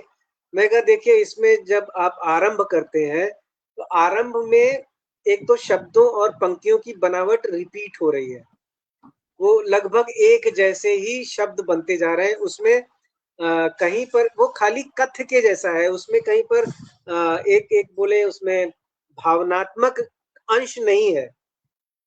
वो खाली किसी चीज को खाली रेप्लिकेट, एक तरह से सीधे सीधे उसको बस बता देने जैसा है। और बीच में कहीं कहीं पर एक थर्ड पर्सन का उसमें वाक्य आ जाता है। तो ये इस तरह के जो ये होते हैं, जिसमें लेखक जो लिख रहा है वो अपने आप को वहां पर न रखकर किसी और की दृष्टि से लिखने लग जाए, तो वो चीज भी आपको एआई में मिलेगी। दूसरा, अगर वो काव्य या गजल की पुस्तक है, तो वो वहां पर गजल नहीं लिखता अधिकांशतः, वो लिखता है कविता। वो जो गीत है, गीत को वो कविता के शब्द से रूपायित कर देगा। या अगर किसी दो पंक्तियों को उसने उठाया है डिस्क्राइब करने के लिए, तो वो क्या करेगा कि आप क्योंकि लेखक है तो आप जानते हैं इस पंक्ति में सबसे महत्वपूर्ण शब्द ये वाला है, लेकिन एआई वो नहीं जान पाता कि इस पंक्ति में ये शब्द महत्वपूर्ण है जिसकी वजह से इस पंक्ति का भाव विस्तारित हो रहा है। वो कोई भी शब्द उठाकर उसकी व्याख्या नीचे लिख देगा। तो इस तरह के जो घालमेल है, वो आप आसानी, अगर आप पढ़ने की दृष्टि है आपके अंदर, तो आप बहुत आसानी से पकड़ सकते हैं कि ये एक एआई से लिखा हुआ लेख है और ये एक मौलिक रूप से लिखा हुआ लेख। मौलिक रूप से लिखे हुए लेख में आप उस रचनाकार को यदि जानते हैं तो आप उसकी शैली से परिचित होंगे। लेकिन अगर वो शैली से मेल नहीं खाता है वो लेख, तो इसका मतलब है वो उस लेखक द्वारा नहीं लिखा गया। तो इस तरह की चीजें हैं जो हमें बताती हैं कि ये एआई का है और ये एक मौलिक लेखन है। लेकिन इतना देखिए कितनी बारीकी से आपने बात बताई है, और सभी जान जाते हैं। थोड़ा थोड़ा हम लोग भी जानने लगे हैं जब देख रहे हैं ये चल रहा है। बिल्कुल जैसे कहते हैं ना, काला धन और सफेद धन जो हमारा अर्थशास्त्र में रहता है, तो इसी तरह साहित्य में काला और सफेद चल रहा है, मतलब एक मौलिक और ये एक कृत्रिम। तो अब धीरे धीरे हम लोग भी सब भाषा से समझ जाते हैं, उसकी लेखन शैली से समझ जाते हैं कि ये क्या है। लेकिन लोग धड़ल्ले से पोस्ट कर रहे हैं, धड़ल्ले से पोस्ट कर रहे हैं, बाकायदा और इतना ज्यादा लेखन हो रहा है, इतना ज्यादा लेखन हो रहा है, तो ये बिल्कुल दोनों ये बिल्कुल सही मिक्सचर नहीं हुए है। जी। तो ये साहित्य की बहुत बड़ी विडंबना है वर्तमान में। नकल तो पीछे चली गई, जो कविता चोर थे वो पीछे चले गए, ये एआई आगे आ गया। और जो कविता चोर तो फिर भी वो जिसकी चोरी होती थी वो शोर मचाने लग जाता था, तो अगर वो पकड़ में आता था तो जो है पकड़ जाता था चोर। सही। लेकिन ये तो बिल्कुल जैसे डकैती पड़ रही है, मतलब लोग धड़ल्ले से लिख रहे हैं जैसे डकैती पड़ रही है। तो इसका निदान क्या है? सही मतलब में। इसे जो वास्तविक साहित्यकार हैं, आप जैसे साहित्यकार और भी हमारे मंच पर जो हमारे वरिष्ठ साहित्यकार हैं, तो इनकी ये पीड़ा है, तो इसका कोई निदान है कि ये यूं ही चलता रहेगा? मतलब कोई तो इसका होगा, मतलब ये क्या आपके मस्तिष्क में क्या आता है इसके विषय में?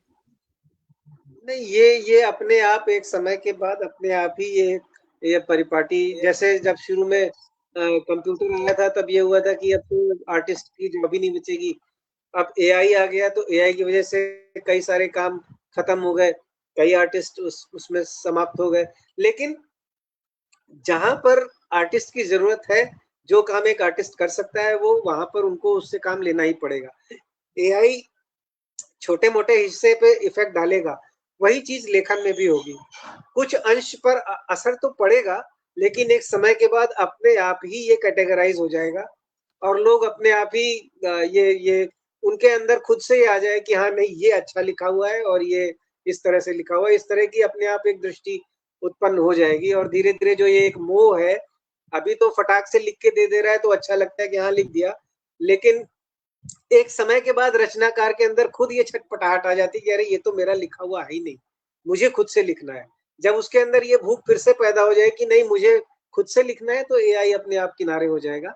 ये एक सामान्य एआई मनोवैज्ञानिक प्रश्न। एआई एआई अपने आप तो लिखता नहीं है, जब जब नहीं कोई नहीं, कहता है तो वो लिखता है। तो वो आप कहना जब वो तक बंद सबके नहीं लिखे हुए करोगे वो को लिखता उठा रहे। के मिक्स करके खिचड़ी बिल्कुल जी। बिल्कुल, आप वो देख रहे हैं खिचड़ी इस समय बनाता है इतने एकदम। इतने इतने रचनाकार, जैसे जिसको हम मशरूम ग्रोथ कह सकते हैं, इतनी मशरूम ग्रोथ तो कभी दिखी ही नहीं। मतलब कहाँ से कभी नहीं। फैक्ट्री में प्रोडक्शन चल रहा है, जैसे कोई फैक्ट्री बन गई है, वो प्रोडक्शन चल रहा है धड़ाधड़ धड़ाधड़ धड़ाधड़। बिल्कुल। कोई उसमें साधना नहीं, कोई उसमें कोई उसका अध्ययन नहीं, कोई मनन नहीं। तो ये जो है पंडित आशीष शर्मा जी लिख रहे हैं, इसीलिए मैंने सोशल मीडिया पर अपनी कविताएं डालना बंद कर दिया। निसंदेह बड़ा रिस्क है जो है। अब किसी ने चोरी कर ली, जब जब पकड़ा जाएगा तब पकड़ा जाएगा। वो तो धड़ल्ले से अपना नाम कर रहा है ना ऊंचा। तो सही है, ये सही ये है। ये खिन्नता है, वास्तविक साहित्यकार की खिन्नता, चोर की खिन्नता नहीं है ना। ये एआई हाँ से से चुराने वालों की है, चुराना ही है। एआई लिख रहा है, आप अपने नाम से छाप रहे हो, तो भी एक चोरी है। जी। तो इनको खिन्नता नहीं होती है, खिन्नता होती है जो वास्तविक साहित्यकार है, जो अध्ययन करके, जो मनन करके, अपना तो साधना उसमें करके जो लिखता है, खिन्नता उसमें उसको ये होती है है। कि आप जो मेरे ख्याल से इसका एक एक पॉजिटिव ये भी एक बिंदु आ सकता है कि जो रचनाकार है जब उसको ये पता चले कि अरे भाई उसके शब्द भी एआई के ही शब्द हैं, तो हो सकता है वो अपने अपने लिए नए शब्द सीखे, अपनी शब्दावली को और मौलिक करने की कोशिश करे कि वो जो लिखे वो एआई से अलग हो। तो मेरे ख्याल से ये भी एक एक इसका पॉजिटिव ये हो सकता है कि चलो मैं अब वैसी नहीं लिखूंगा जैसा लिखता आ रहा था, कुछ पढ़ूंगा, नए शब्द लाऊंगा, नई शब्दावली बनाऊंगा, अपनापन उसके अंदर मौलिकता और लेके आऊंगा। तो मेरे ख्याल से ये भी एक अंग हो सकता है जो शायद वो भी बिल्कुल। जन्मे आगे से। और जो जो एआई लिखता है विनय जी, तो वो उसमें वो जो है त्रुटियां भी होती हैं, मात्राओं की त्रुटियां हैं। बहुत वाक्य में गड़बड़ियां होती हैं। तमाम तो, और उसमें आज क्या, जैसे बच्चों का खेल नहीं होता है, ये हम सभी अनुभव कर रहे होंगे। कुछ भी उससे लिखवाया और अपनी फोटो चस्पा कर दी, जैसे कॉपीराइट हो गया। बस अब बिना बिना उसके तो लोग कंटेंट, अपनी अपनी जब तक तस्वीर नहीं छप जाएगी, वो कंटेंट एआई से लिखा हुआ सामने नहीं आएगा। तो जैसे बच्चों का खेल है, तो ये बड़ी खिन्नता खिन्नता होने लग जाती है। बिल्कुल एक कहते हैं ना, एक साहित्य में हल्कापन, जिसको हम कह सकते हैं हल्कापन, अनुभव होने लग जाता है। जो मौलिक लेखन होता था आदमी, अब आजकल क्या है, एक तो प्रदर्शन का जमाना है, दिखावे का जमाना है, प्रदर्शन, प्रतिद्वंदिता का जमाना, हम किसी से कम नहीं। तो ये सब चीजें बिल्कुल बड़ी साहित्य के लिए ये अच्छे संकेत नहीं है, जैसा मैं समझती हूँ और आप भी समझते होंगे। बिल्कुल सही, जी, बिल्कुल सही। चलिए, बहुत बहुत सार्थक वार्ता रही, बहुत अच्छा, बहुत ही अच्छा लगा आपसे बातचीत करके, क्योंकि आपके व्यक्तित्व के कई कई रंग हैं, बहुआयामी व्यक्तित्व हैं आप। अब चाहती हूँ चलते चलते एक छोटी सी रचना का एक बंद किसी गीत का या कुछ हो जाए, फिर वहीं से कार्यक्रम को हम संपन्न करेंगे। जी, एक गीत का एक बंद दे देता हूँ। मन भ्रमर की मंजरी तुम लौट, पुनि पुनि आ रहा हूँ। गुंजरित है प्रीति के स्वर, तार सब तक गा रहा हूँ। घुल रहे हैं देह में संयोग के उत्तप्त निर्झर, अधर के कंपित सुरों में है मिलन के छंद निःस्वर। मैं विरह उर्से मिटाने पुनः तन अपना रहा हूँ। गुंजरित है प्रीति के स्वर, तार सब तक गा रहा हूँ। वाह, गुंजरित है प्रीति के स्वर। तो ये होती है रचना धर्मिता, जिसमें मतलब शब्द शब्द कुछ कहता है और भावों की जो एक बिल्कुल शब्दों में पिरोई हुई माला है, वो एक मतलब बिल्कुल बांध देती है, भाव को, कल्पना को बांध देती है। ये होती है रचना धर्मिता, जो एआई लिख के भेजता है और हम धड़ल्ले से उसको दन्न से उसको शेयर करते हैं, दन्न से, टाइम नहीं लगाते हैं। अपनी फोटो चिपका जरूर देते हो, एक मोहर जरूर लगी हुई है, हमने फोटो जरूर चिपकी हुई है। तो ये जो है, तो वो एक जो है नहीं समझ में आता है, लेकिन जो रचना धर्मिता होती है वो ये होती है। जो आपने रचनाएं, हमने गीत जो आपके सुने, बाकी बहुत सुनना चाहते थे लेकिन समय की सीमा होती है, फिर कभी सुनेंगे आपके एकल काव्य पाठ। जी, तो यहीं से कार्यक्रम को यहीं पर स्थगित करती हूँ। और एक टिप्पणी बहुत अच्छी दी है विनोद तोमर जी ने, कह रहे हैं आजकल के कविता चोरों को मैंने नाम दिया है चिल्लम चोटा। तो ये है, जो वास्तविक रचनाकार है वो सब समझते हैं ये, लेकिन वो एक पैरेलल चल रहा है ना, मतलब एक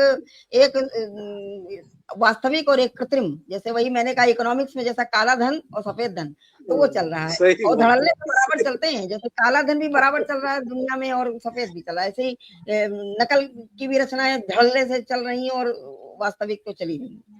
तो बहुत अच्छा लगा आपसे बात करके, बहुत कुछ जानने को मिला और बहुत ज्ञानवर्धन हुआ, खासतौर से एनिमेशन के क्षेत्र में। तो चलिए फिर कभी मिलेंगे आपसे, और बड़ा समय मिला, आप तो संडे था तो आपका समय मिल गया, अन्यथा आपका समय मिलना मुश्किल होता है। तो यहीं पर कार्यक्रम को मंच के पार हमारे सभी जो भी जुड़े रहे हैं उन सबका साधुवाद करती हूँ, आभार करती हूँ, और फिर कभी मिलते हैं। नमस्कार, शुभ रात्रि।